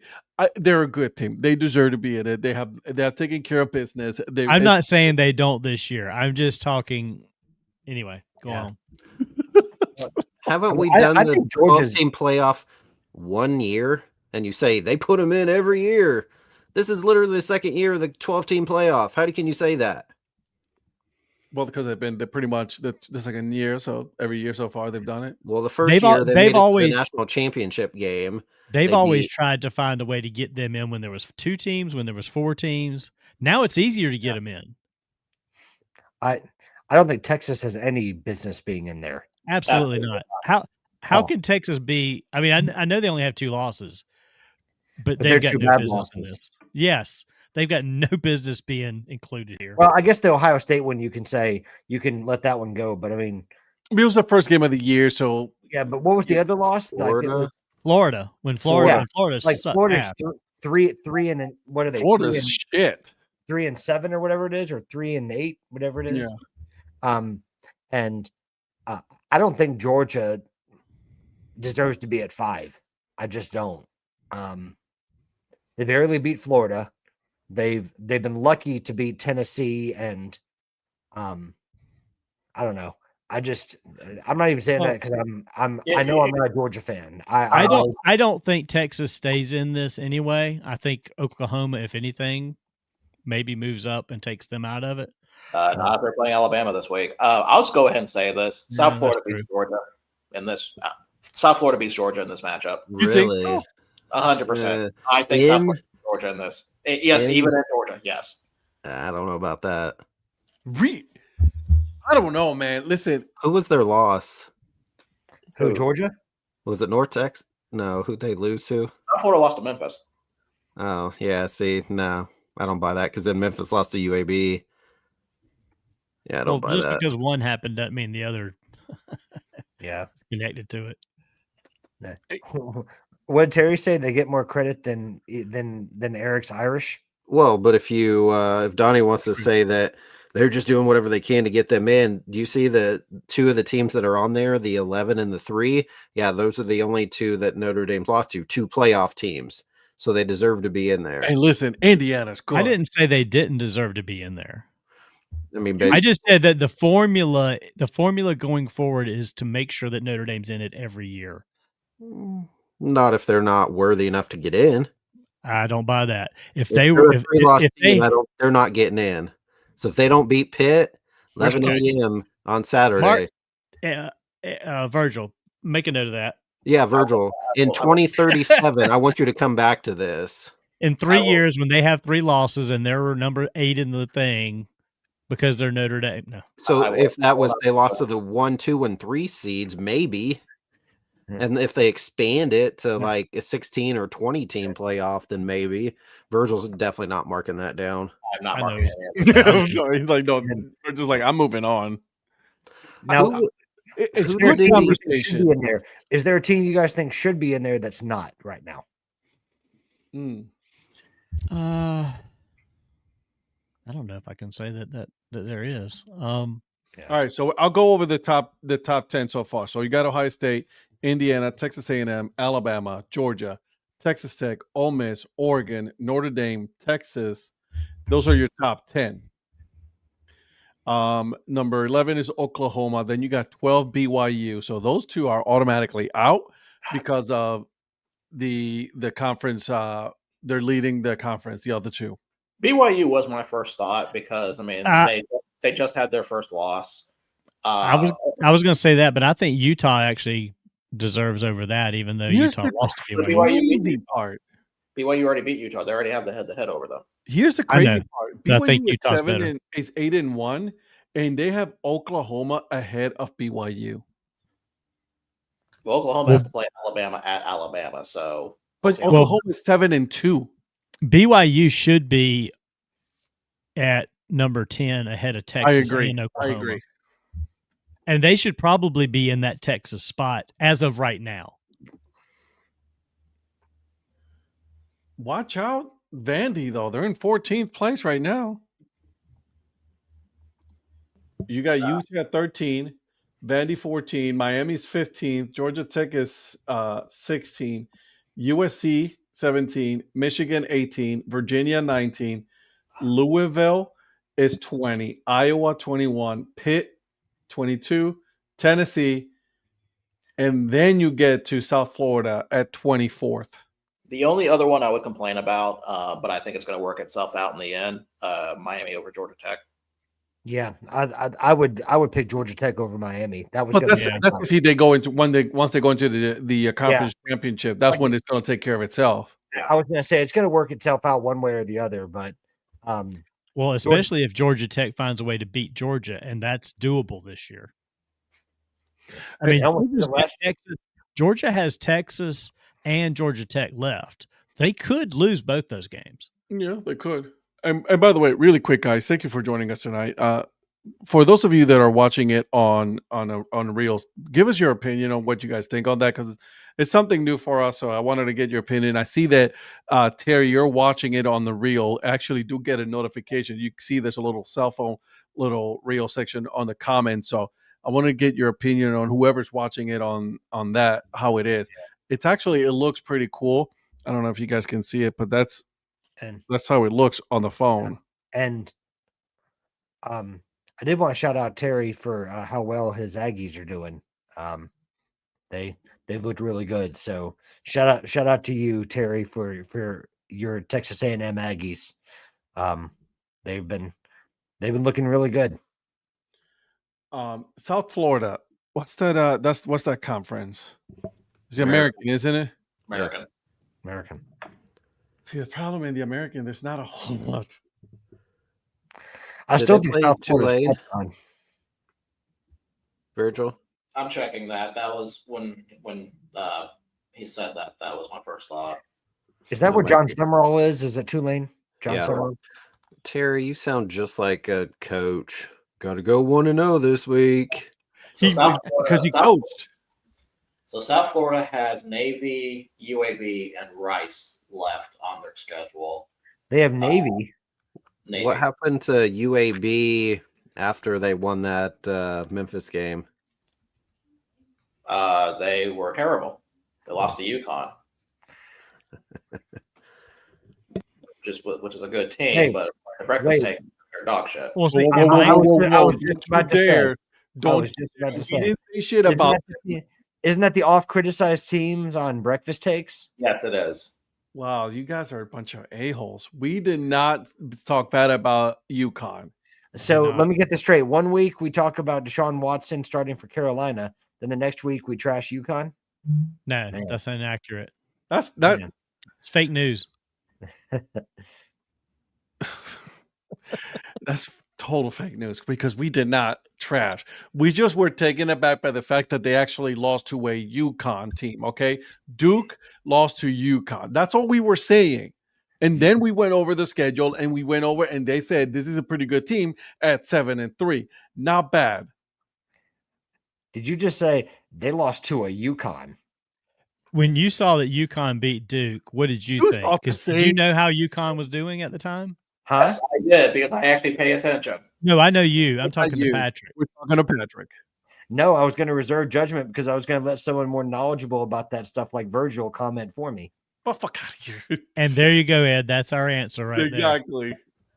I feel like our vertical one on there, producer Reality needs to be giving us like up or down points. It looks just like, It does. It does. PPI.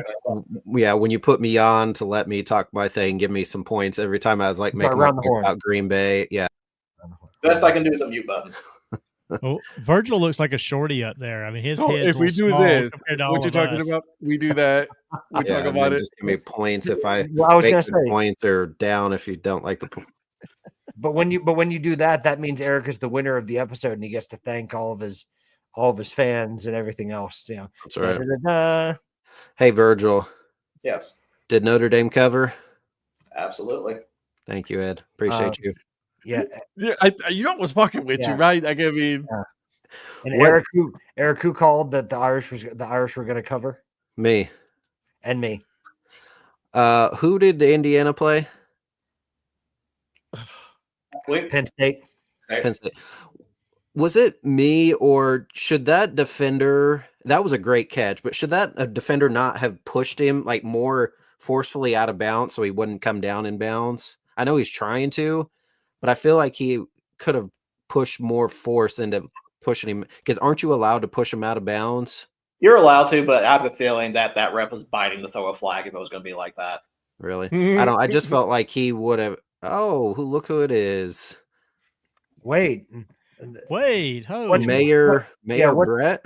well, I was going to say, Oh, what's going on with Topeka City Council? City council meeting must be over. What's Yeah, that? no, I It is. thought- Look at it. No, that was a really good. Councilman? That was a really good catch where he got his 1 foot down right before the other one hit out. But I felt like he could have been more forceful in shoving him out so he wouldn't have come down in bounds. All I got to do is all I got to say to Brett is you got 63 people you need to go talk to, Brett, Mhm. because there was 63 write-ins against him. He ran unopposed, and 63 people chose violence against Brett. Yeah. So All I'm Nice. saying is Yeah. that just go in and be like, Nonetheless, congratulations, Brett. Welcome. Congratulations. Congratulations. you like that? I brought it out just for you guys, and I'm Happy taking it Veterans Day, Brett. happy Veterans Day. Yeah. Yes, Brett. happy Veterans Seriously. Day, Brett. Thanks for your service. back. So Did you just bring out and lay it the smack it down? I did. I almost thought that you missed it. I said, like, No, I he needs thought- to go in there and just give it right there. You I know, saw it. Lay it. I was- the smack I it was pretty down. proud of myself on that one. You know, I was going to call you Dwayne Johnson for a minute. 96% win. He still won, bro. He's like, man, He didn't run You- against anybody. just wow, Donnie, don't knock it like that. No, but he got a lot. I'm just saying he's got some people out there he needs to go straighten out. Yeah. So He got I some will. heads to knock. Ed, do you remember Jermaine Dupree? I do. Do you remember his album Instructions? There's a Yeah. song called Hate Blood. There's that song that I'm thinking of Donnie where it's like, you got hate in your blood. Yeah, he does. So I have to issue an apology. Okay. I went back and ran the tapes on Breakfast Takes. They did not disparage UConn. I told you we didn't. Exactly. We knew we didn't. I know for sure.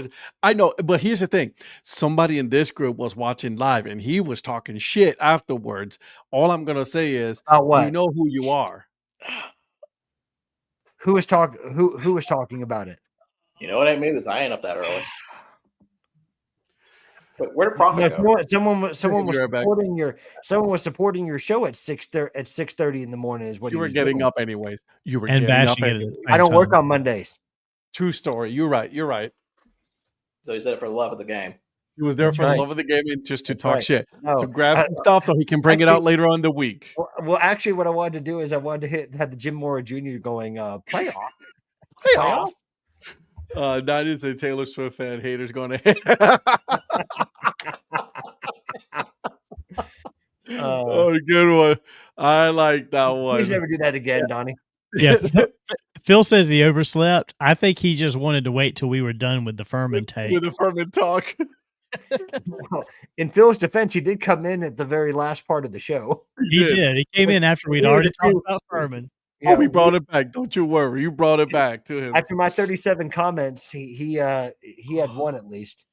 Oh, that was too funny. Oh God, I love this show. Doing this show, guys. Yeah, This is so- just too good. Yeah, so Brett, there's a brand new show, and I'll let them tell you what it is. But the two guys, No, there's a 6 o'clock in the morning show. Okay, Yeah. it's called Breakfast Takes. It is all Carolina specific shows with Donnie and I. We do this every Monday morning at 6 a.m. Eastern time. Okay, well, we talk about Carolina sports. That's it. Just Carolina, nothing else. North and Just South for an hour. Carolina, anything in North and South Carolina. Correct, exactly. And so it was a lot of fun. It was interesting. We've been having a lot of fun with it. So make sure that you guys tune in on Monday mornings at 6 a.m. It'll be on this 2 formats again, same thing, phone and 16:9. I'm liking it. I'm gonna keep going with this just because it's a little bit different and it gives us more views, right? Also, if you missed it, don't you worry, fret not, my friend, because this week's episode of Breakfast Takes, it's actually on the DHC podcast on audio. So I released it in the audio as well. So there it is. So yeah, I released that one. So it felt pretty good to do that. That's what I've been doing with the DHC Sports podcast. Is that I've been releasing the episodes that we do, the live ones, and putting those shows there.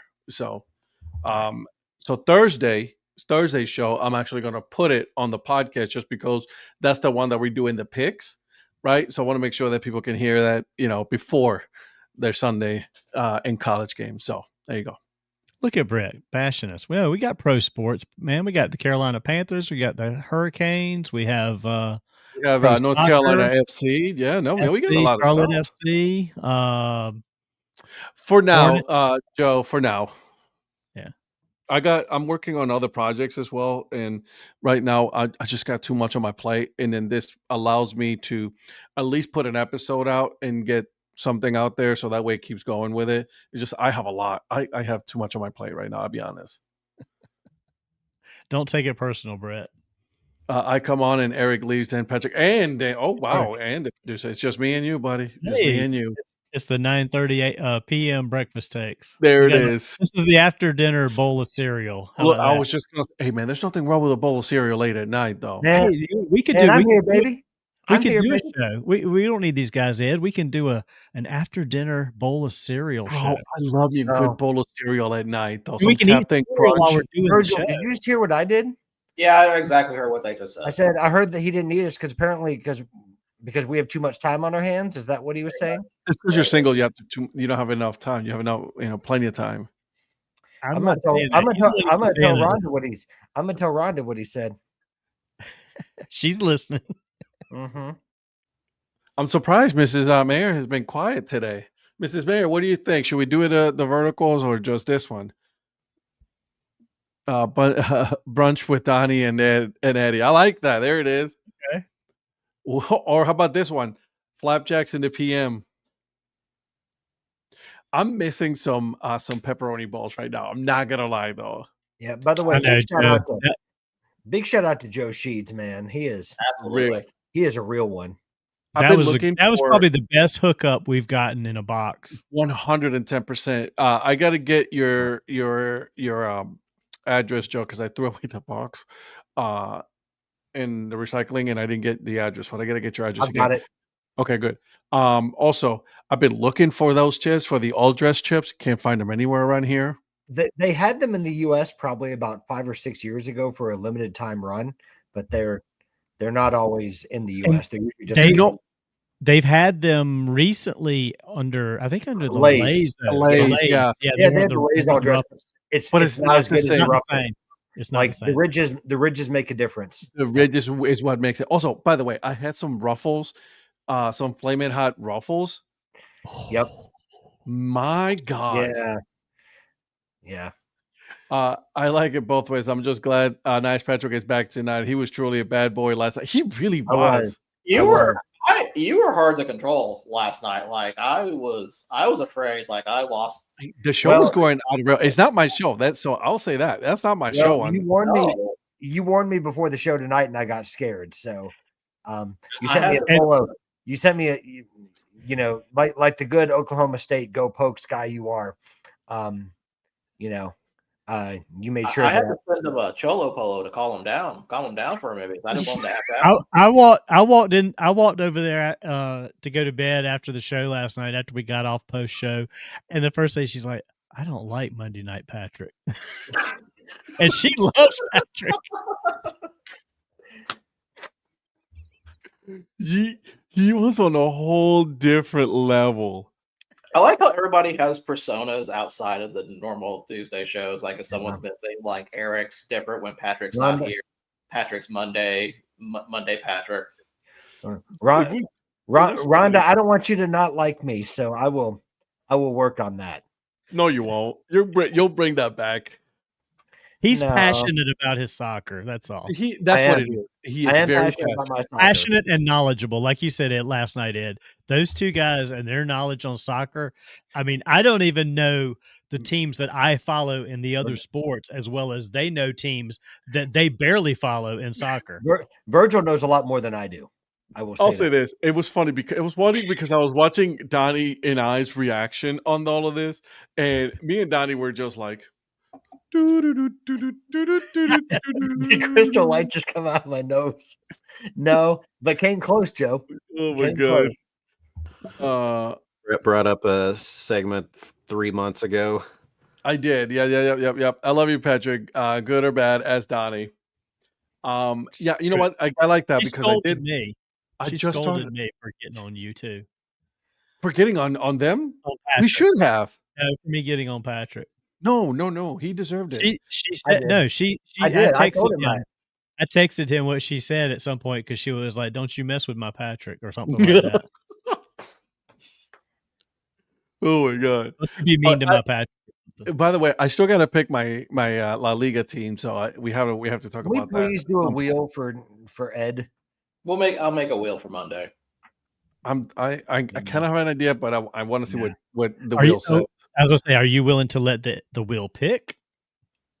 Or are you going to? We can't put no bad teams though. We can't put no shitty teams though. Like Donnie, that's the thing. But Donnie, you need to go to Vegas and play one of those wheels because you got lucky. Bro. Well, I was gonna say because yours were like Atletico Madrid, and I was afraid you were gonna get Real Madrid and Barcelona, and I was like, this guy.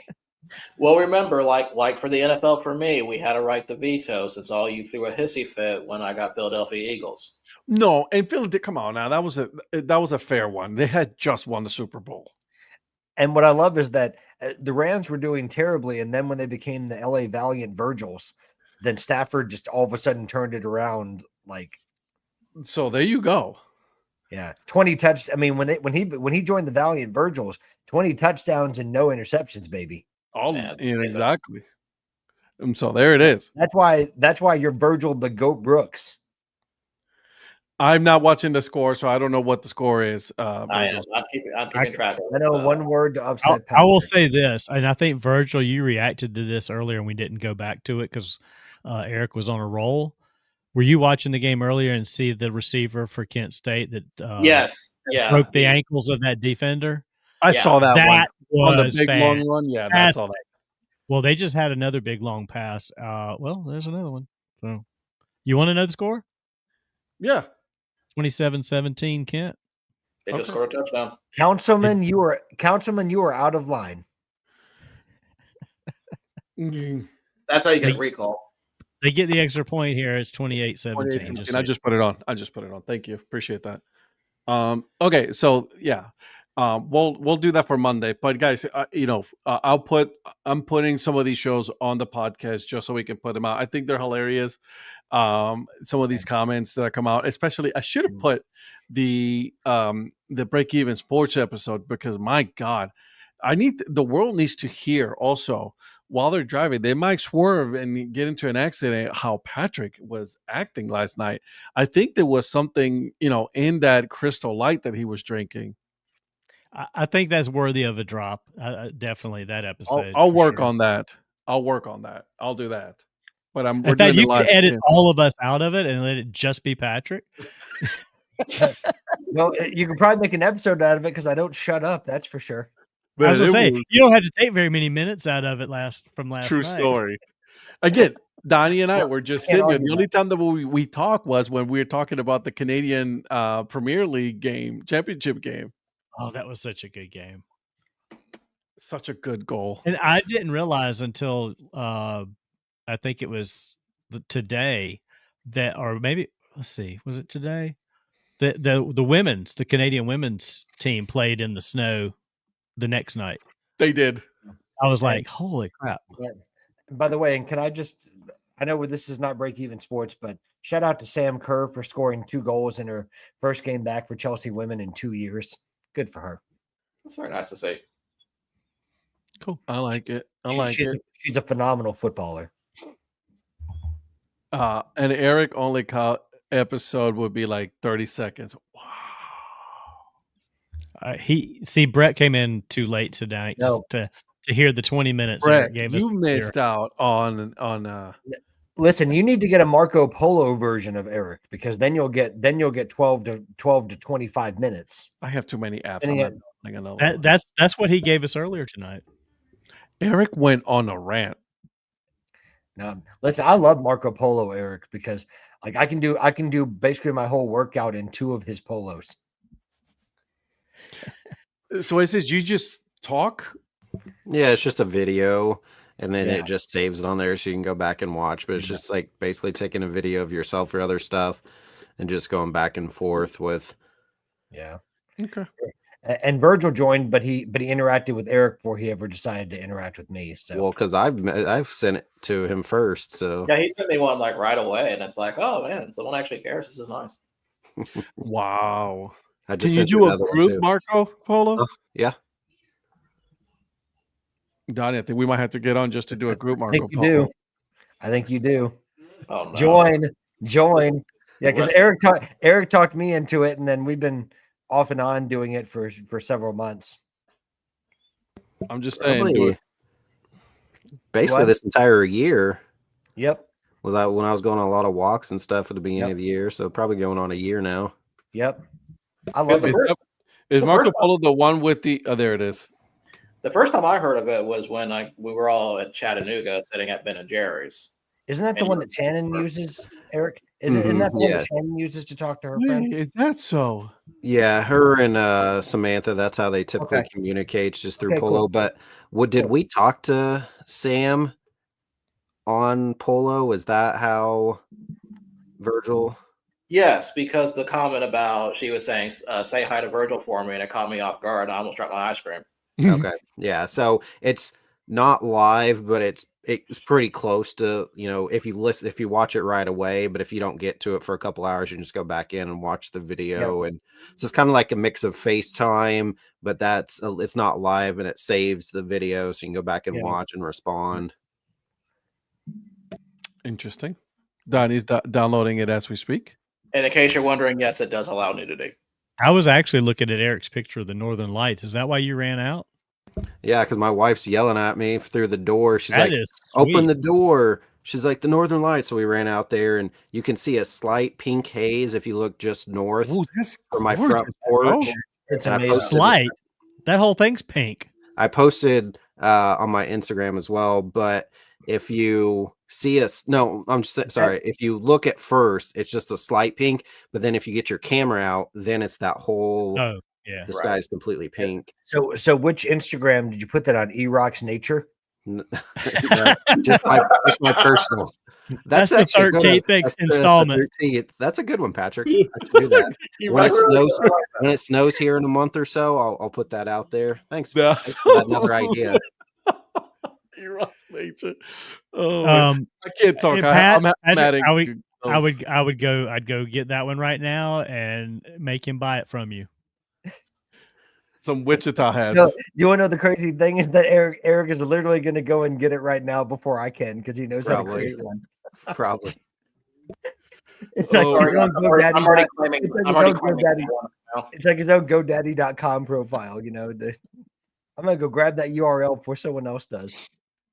I can't say anything. I have 4 Instagram accounts now, so I know I can't keep up with yours because I keep getting like it says, "Would you be interested in following Ed Rivera?" I'm like, doggone it, I'm already following him like 4 times. It's like no one's enough. No. Yeah. Virgil, if you saw that second picture, there's an airplane flying through, so you can see the lights of the airplane. So on my Instagram, the middle of the picture, you can see an airplane going through. It's kind of cool. That's funny. Did you send him a polo with the? I did. Yeah. Yeah, I did. I sent both of you. Sorry. Got excited. Sorry. That is pretty cool. By the way, Ed, if this result goes the way I want it to, you know what song I'm going to be playing after it's done, right? Can't stay. Let's go, baby. I'm sorry. I can't get with Akron's uniforms or any of that. It's just so atrocious. Yeah. Because I'm going to be playing a little bit of Darius Rucker. The wagon wheel. Yeah, I know. Oh yeah. Did you end up getting the helmet last night? Who, me? Yeah. Not for $75. I didn't know. No. Listen, I was kind of angling for Donnie to buy it for me. You know. Did you see Donnie? Like, what? Excuse you? What, Donnie? You got money? Donnie, you're muted. What? Me? Yeah. No. Don't act shocked. Listen. For some people, going to buy a yacht is like a life-changing experience. For you, it's a Tuesday. I'll check it out, Brett. Oh, I do have a lot of podcasts that I got to catch up on. Yeah, me too. So many. Thanks for the hat, Brett. Appreciate it. I go through a spell of just like not listening to podcasts, and then I'll just switch it up between sports, and then I do some like some other stuff that I've been doing, some like AI podcasts and technology, and then I've been on true crime. Whew, man, when you get into true crime stuff, man. Wait, you've been on true crime, or have you been listening to true crime? Because those are two different When you things. get on the true crime podcasts, man, True Crime Garage is a good one. That's a good one. Mr. Bolin, that's another good one. On true crime stuff. Although I didn't know Johnny had a podcast on true crime. I was just about to say. It's Mr. Ballin. So it's good. You guys should listen to that one. That was pretty. There's a lot of Mississippi murders. Yeah, there is Ohio ones too. He's going to come out with Mississippi mud murders. Also,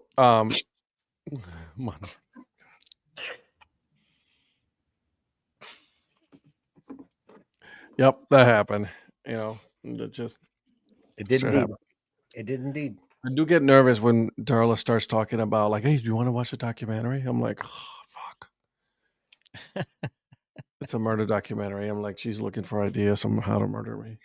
Bro, you have no idea the podcasts or e-books, audio books that my wife listens to, all about, or physical books, all about murder. Oh, so I've told people if I'm go missing, she's first one to look right for. off the bat. I was gonna say she's not listening to the what was that, Fifth Wing or whatever it's called, God, what's that? See, that wouldn't be a problem for me though, because I would just counter by with just say, let's watch this OJ documentary.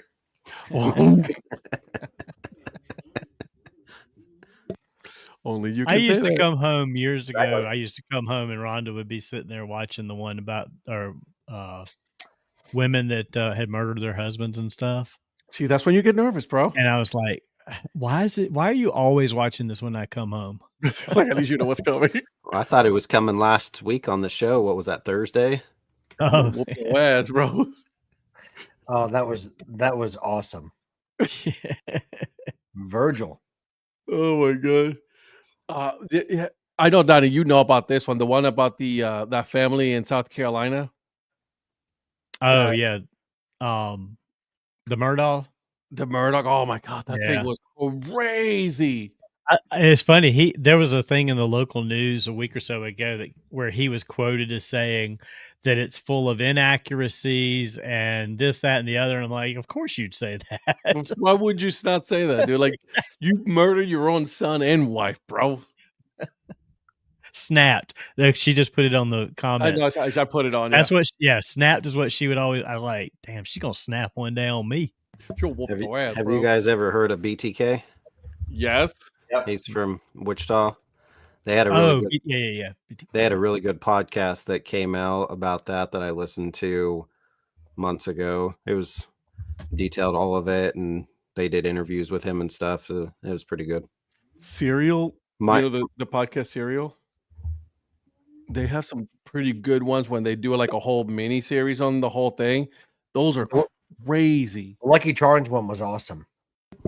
Yep, I'm magically delicious. I did like the true crime one on Cinnamon Toast Crunch because those two other bakers just flat out disappeared. Yep. And you know, there needs to be some answers on that. Well, Did she? Oh man, see that we're getting into. My mom knew BTK. What?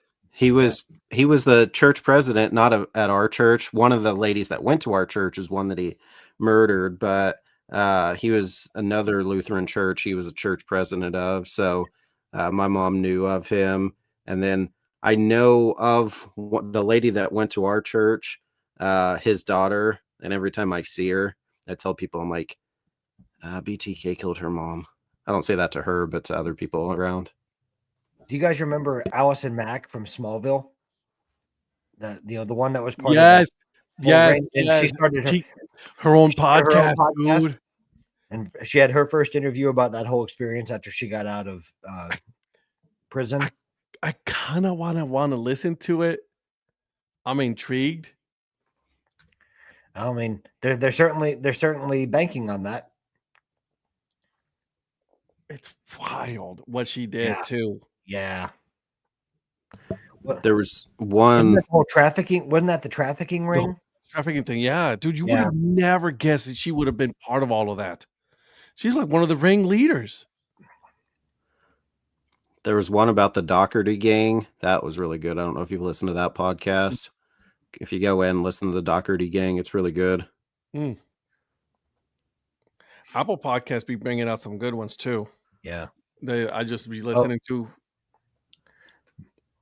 This is not a murder one, but this was a good one where they did a podcast on miniseries on the guy in Seattle who robbed the banks without any guns.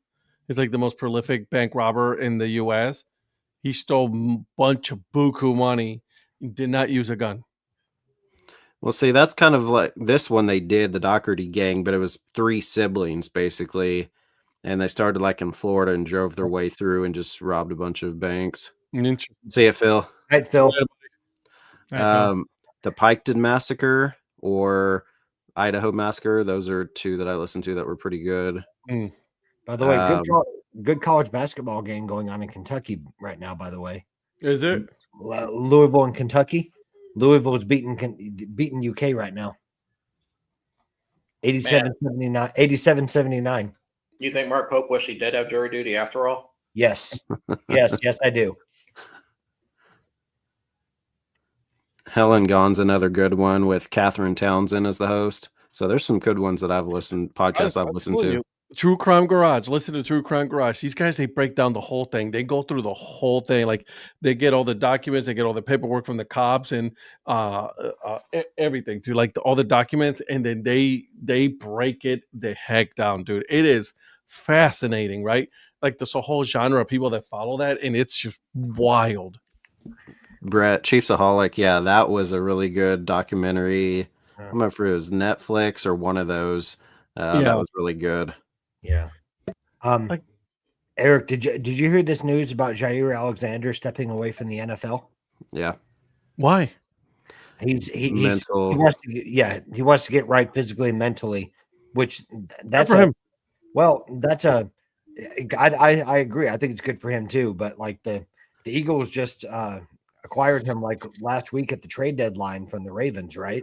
Yeah, he hasn't played because he's been injured, so he didn't even really play for the Ravens, and he was hurt with Green Bay the last couple of years. So he's trying to figure out if he's going to retire or not, just because he's gone through so many injuries recently. Well, good for him for admitting it.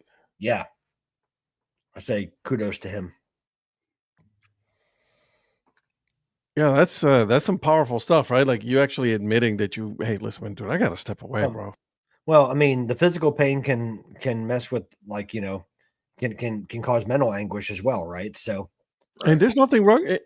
There's nothing wrong with going to therapy. Well, I mean, the guy's been an All-Pro twice, so I mean, there's still a player there, and there's nothing saying that if he takes time away and gets healthy and gets right, that he can't come back to the NFL. Look at Asante Samuel. I mean, he after he got that stinger and he stayed away a little bit, now he's coming back. So we can't say that about Antonio Brown.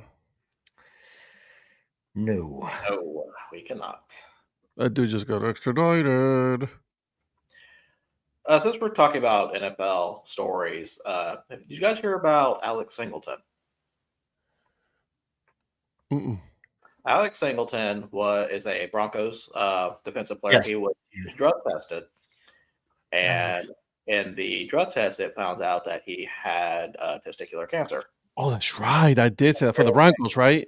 Yeah. And for people wondering how that happens, there's a certain level of hormone that can be elevated that could trigger being looked at, and that's what happened to him. So he had successful surgery. Sounds like it was early on. The very next day they had surgery. Yeah, very next day. Because that's something you do not mess with for sure. Yeah. While it's the most preventable, it also can be very deadly if it's not caught early. So great to see. For somebody who was a survivor, it was great to see a story like that it wasn't too late for them. Good. Yeah, that's scary, bro. That's, man, Jesus. I did see that. I do apologize. I did see that when it came through. Yeah, I was going to say, was that the one that Eric put up? Eric, did you put up that story? I think I texted you guys that. Yeah, so one of you guys put it up. I knew it was one of you. Yeah. By the way, shout out to Kent State with those helmets. I'm loving that old logo. They brought that old logo back. Yeah, I like that one. They're playing pretty solid tonight. It's a rivalry game. I mean, there's a trophy involved, of course. I mean, you got to bring out the best you can. But so we do have a pick we need to make tonight. Only one? Only one. Some bullshit. None of the college games look interesting. All right. Listen. I was able to sneak in Kent State Akron yesterday, and Prophet, texted pretty quick instead of asking why am I texting him this late. So I mean, plus. Because we texted you, we were talking about it, and to Virgil's credit, he was like, "Hey, yeah, I messed up. That was on me." So I wasn't gonna say anything. I didn't think that was gonna be a Tuesday game. Like that seems like really a Tuesday game. Put up. Was it a 5:30 game? Like to me, that's a Thursday MAC showcase game. 100%, especially the way the way these guys are playing. Right. All right, so we have one NFL game to pick, the Thursday night game, and it's I'll just say what it is: Jets versus Patriots. Oh my gosh! Ugh. Patriots are a 12.5-point favorite, over under 43.5. New England 71.6%. And before anybody asks, no, this is not a spread game. So it's an outright game. Okay.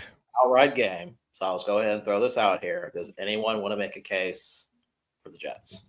No. No. Like, do we count this as one of like 3 consecutive Patriots bye weeks that they're having before they actually have a bye week? Right. I mean, because what, they're playing the Jets, they're playing the Bengals, and then they're playing somebody else. But I mean, their schedule the next 4 weeks is should be a cakewalk. Now I know there's no such thing as a give me game in the NFL. I get that, but like if you have to play an NFL opponent, you couldn't pick a much better schedule for the Patriots than what they've got in the next 4 weeks. And shout out to the Patriots, though, right? They've been playing hella good. They have been. Well, they've got Jets, Bengals, Giants. That's what you're looking at. Yeah. But then they have a bye week, right?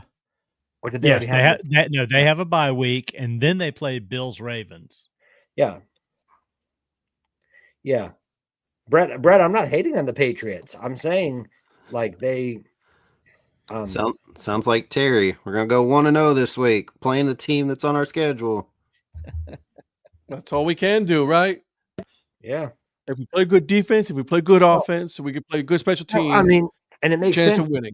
The Patriots finished in last place last season, so this season they got a last place schedule. I mean, that's the way it works. By the way, I'm not disagreeing. Western Michigan, Ohio is 10-7 right now in the fourth quarter. Who's up? Or excuse me, the end of the third quarter. Western Michigan's up 10-7 with 3 minutes to go in the third. I'm surprised about that one.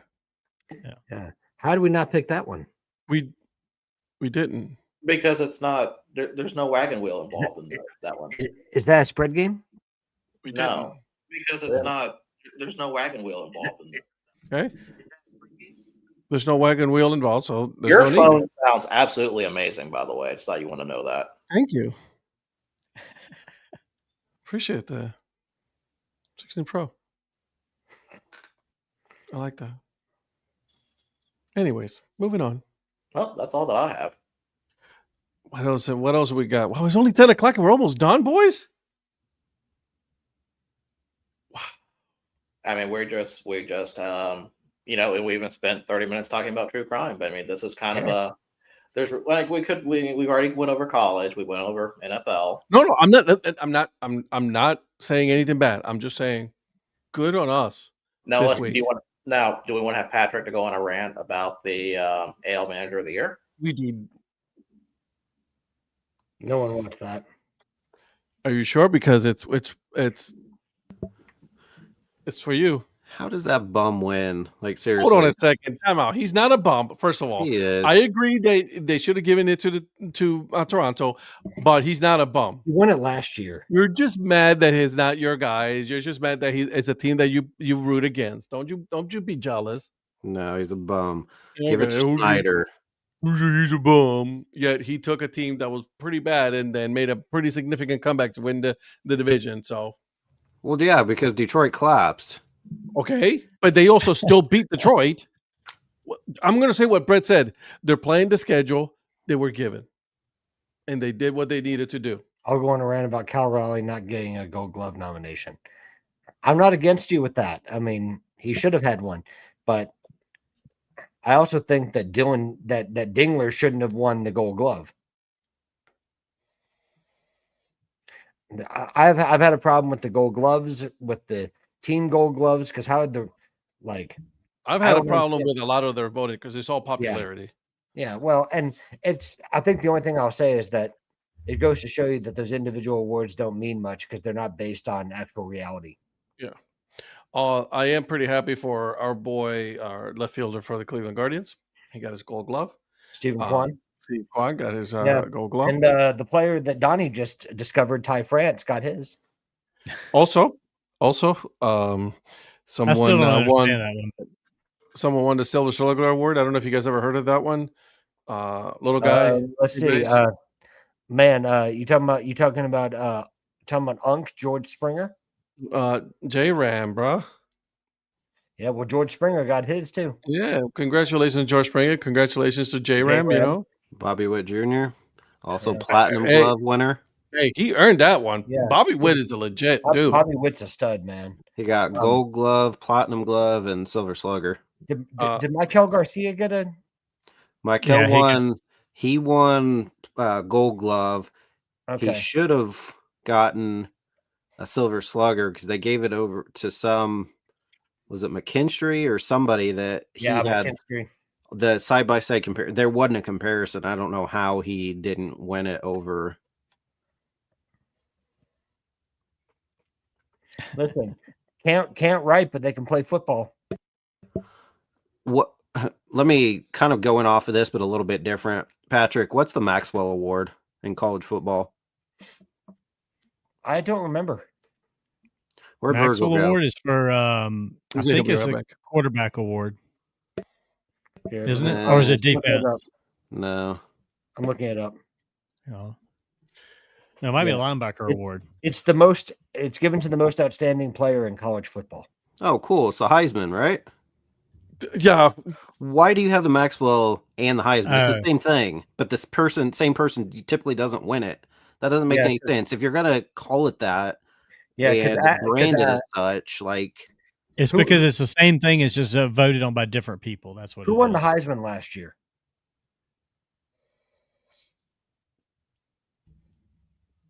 I don't remember. You got your phone there. I was gonna say Jaden Daniels, but that was 2 years ago, wasn't it? 2 years ago. Well, because I was gonna say the reason I say that is because Ashton Janty won the Maxwell Award last year. When he did win the Heisman. I was thinking he did. No, Genty didn't win the Heisman. Travis Hunter did. Travis Hunter. Right. Yeah. So Janty won the Maxwell Award and Hunter won the Heisman. But the way I get it, they're different awards, but the way they word or describe it, the descriptor of it, it's like the exact same thing. And I've always thought that. I'm like, why do you have the Maxwell Award when you're saying basically it's the exact same as the Heisman, but it's hardly ever the same person? Well, it's so these different foundations and these different groups can get their awards out there. You know, it's like when you win Player of the Year, it's the Sporting News, like the Sporting News Player of the Year, or like whatever it is. There's all these different ones so that people can recognize their own winner and get them out there. But so this is the last 10 Heisman Trophy winners in order: 2015, Derrick Henry, Lamar Jackson, Baker Mayfield, Kyler Murray, Joe Burrow, Devontae Smith, Bryce Young, Caleb Williams, Jaden Daniels, Travis Hunter. That award doesn't mean anything. It doesn't. No, I agree. It's not that whatever. It is what it is. At this point, like just like the MVP, just in the NFL, it is what it is. Is whatever. You know what I mean? Well, yeah, they were doing favorites for the MVP award, and it's like, how in the world is Jonathan Taylor like fourth favorite to get the award? Because it's a quarterback award. Yeah, I was gonna say because he's not a quarterback, exactly. Because it's a quarterback award, and that's my problem with the MVP award. And to me, again, it goes back to popularity. I think it should be who are you more valuable to your team? If they take you out, then you are the most valuable player. And that's what I go back to on the Cal Raleigh versus Judge, because somebody put that out there on some Twitter thing, and all these people were like, "It's clearly Judge. He's got the better batting average. He's got the better this." Like, wait a minute. I'm a Yankees fan, and I'm sitting here saying, yeah, but you could take Judge off the Yankees, and they're still going to probably finish about where they did. You cannot take Cal Raleigh off of – this is the thing. They forget the word – this is the two things. Heisman Trophy forgets the word outstanding, and other awards forget the word valuable. Yep. They don't care about those words, and they are in their award. Yeah. Because the most valuable isn't just the guy with the best batting average. Yeah. Or the flashiest quarterback on the best team than the most outstanding player. And that's what bothers me about the MVP award. It's such a sham. It really is. Because there's a lot of Heisman Trophy winners that are not quarterbacks or running backs that are outstanding players. I mean, Devontae Smith is the one wide receiver in forever that's won it, and he was outstanding. That was maybe one they got right that year. Well, and you look at the finalists for the Heisman Award last year: Travis Hunter, Cam Ward, and Ashton Jeanty. Right? Cam Ward. Now, some of it has to do with the situation that you come into. Janty's done okay.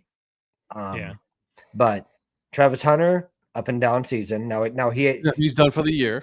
Yeah. Well, Cam Ward's got the lowest QBR of any starting quarterback in the league, which may be a Titans problem more so than a Cam Ward problem, but still. Well, that's the problem. Like you just said, it is the circumstances you come into. Because you win the award, you're probably going to a horrible team, and you can't change that team by yourself. Right. But the thing is, many times the person winning that award isn't the most outstanding player, and therefore they can't help as much as you would think they would anyway. Well, and sometimes there's like the preseason award winners, right? And then like let's look at the preseason Heisman favorites for this year. None of them aren't there. Cade Klubnik. And don't worry, I'm not going after you, Donnie. I'm really not. I'm going back to my team. He is. Completely is. 100% is. Yeah. I'm going look at LSU's QB. Ouch. Yeah. Who should be a Heisman favorite? You what? Who should be one? Who should be now? Mm-hmm. Notre Dame has a running back I love. Mm-hmm. Same. He's got to be in the conversation. He won't be. He should be invited to New York though, but I know I'm kind of there. Well, who do we think is? So, do we still think that that Indiana's QB is the front runner? That's my front runner. If he would have lost, is that Mendoza? Yeah. Mendoza, If they would have lost the other day, probably not. But they said with that comeback, it cemented it, and I'm like, so is Dylan Raiola out of it officially now? I don't think he was ever in it. No, well, he thought he was. So the cosplay of Patrick Mahomes. That's the very one. You are so late. I know. I don't know why. Why are they? What? Last time we picked them, they didn't do very well. That's because we all didn't pick them. We all picked them. Two people. I literally said I literally said this during our show last week. As soon as everybody picked Kent State, I said, "Shit, there goes our loss." Yep, you did. And see, that's why I don't have to worry about Oklahoma State because Ed will never pick them. Nope. You're right. I won't. And by the way, Joe, I see your comment, your question here. No one wants Kyler Murray. What about the Canadian Football League? What about the arena football? About the Sacramento A's? What about say? What if he goes back to baseball? Let him. I like the Sacramento A's suggestion. He can do a reverse Chris Winkie, play NFL first, and then go play baseball. The serious question with Murray. Brendan Wheaton. Where would he even fit? Which team would he actually be a fit for? Who, Kyler? Yeah, if he was staying in the NFL, which team would he be a fit for? The Panthers. No. As a starter or just for their system that they have currently? I will make it easier and say system. Because there's only one team that comes to mind right now.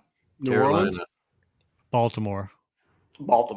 Yep. As a backup. He's too short. He's too short for the system that they're playing. Can he go in and save the Jets? I don't think anybody can save the Jets. They just got a lot of problems. If Aaron Rodgers couldn't save the Jets, nobody can.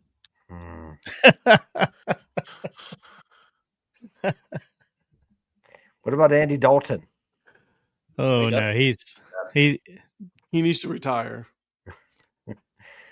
He'll get another gig. That's the thing, though. He's a serviceable quarterback that he's going to get another shot somewhere else.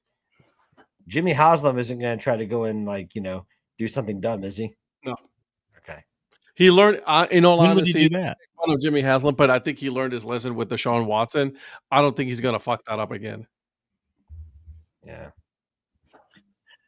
2 years from now, I can't believe they fucked this up again. Exactly.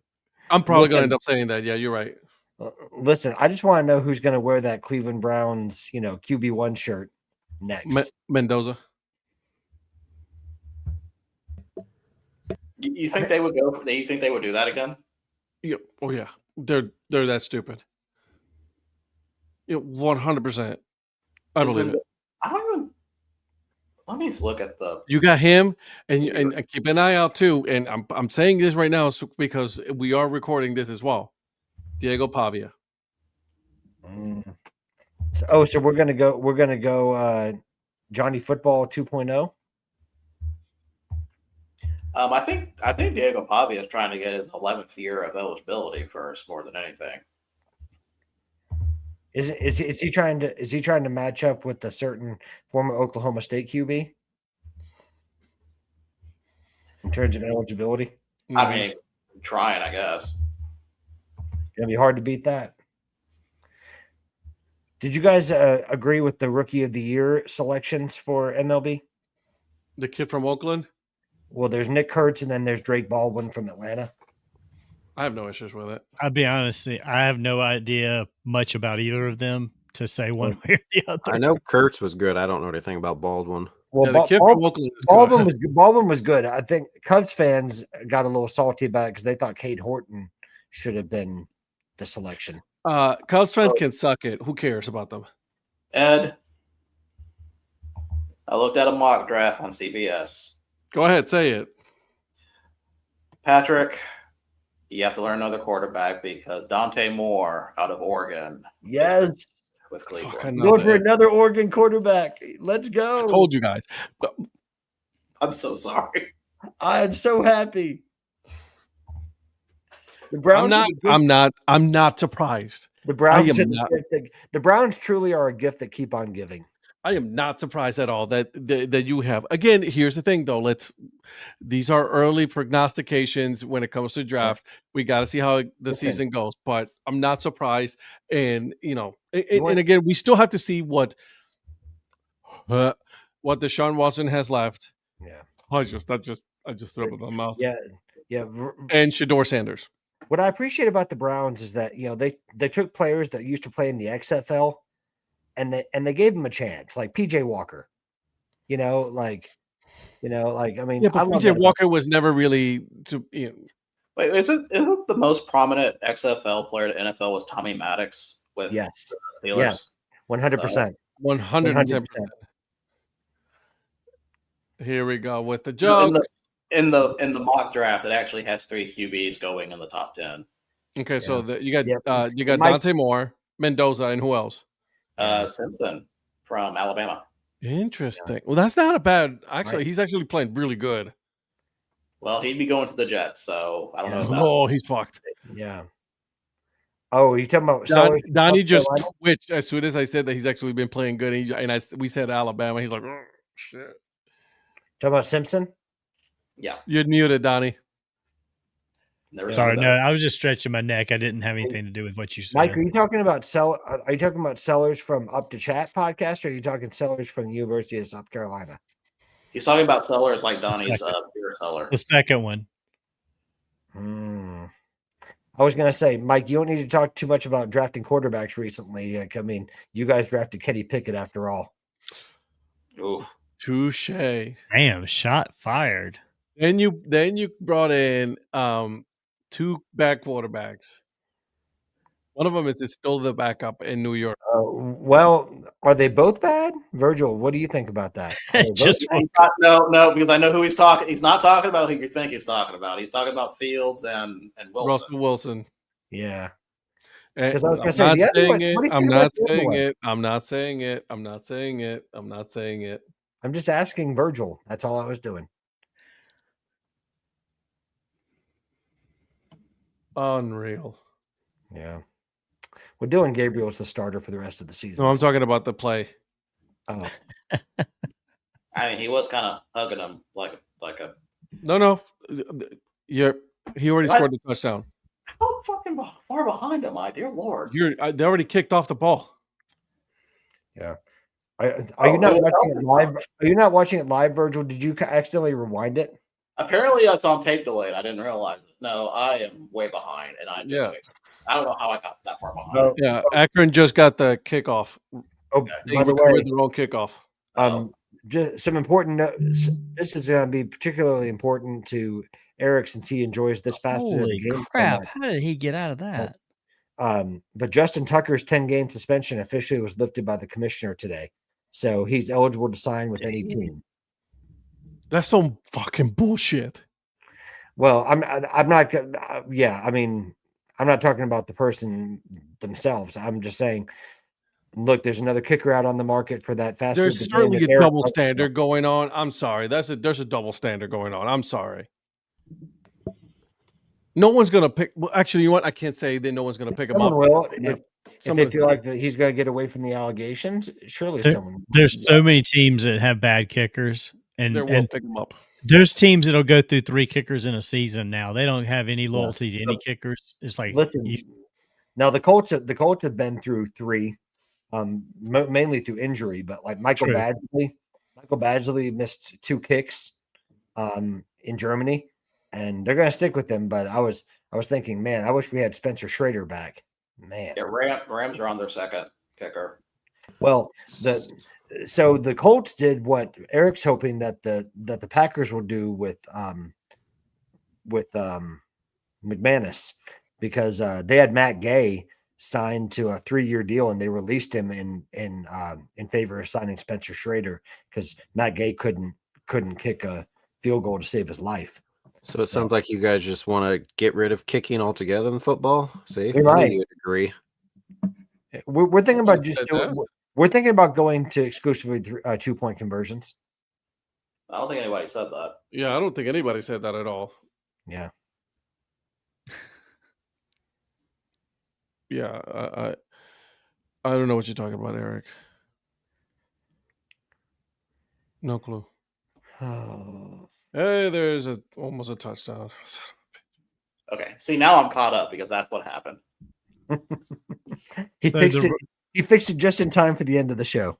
Right. So the running back for Western Michigan just caught a little a little dump pass, really behind the line of scrimmage. Went to the sideline, had 4 Ohio players around him. You could almost not even see his jersey. He came out of that and scampered for 60 yards down to like the 3-yard line, and then walked in untouched on the next play. You're that close to the goal line. Why are you throwing it? They had a free play. Western Michigan 17, Ohio 13. This is a good game too. I flipped over to it because I thought Kent State had it in the bag, and now they're going around screwing it up. It's a Kent State thing. Offsides. Great. Awesome. Way to go, Kent. You can't count these rivalry games. That's why I didn't hit the breaking news thing yet, because this still is ongoing. You don't. Yeah. It's ongoing, brother. You cannot just count these games out like that. Because see, Monday Patrick was about to kill me because I declared the winner of his fantasy game too early because Josh Jacobs fumbled right after that. And somebody got an earful after the show about that, and I was like near tears. I wish he would have fumbled 3 more times. And well, he was on the way to doing it. Whatever, bro. Well, since we forgot to do this last week, Eric, what do you have going on EFA tomorrow? So tomorrow on the Earn Fun Average podcast, Johnny and I talked to Gavin Booker.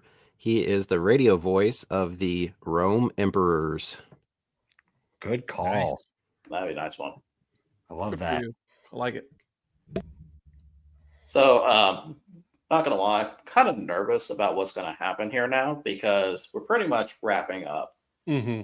This entire time, it shows that we have not been live, even though we are live. I know. I'm kind of nervous.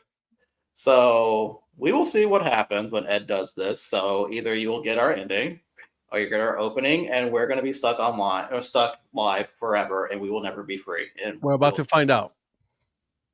You might want to place bets. Well, maybe we can break the record of that girl on Twitch that live. No, we're not doing. We're not doing that. 24/7 for 2 years or whatever, No. 4 years, whatever. You can do that. We're not doing that. Oh, come on. Here we go. Let's find out. You ready? All right.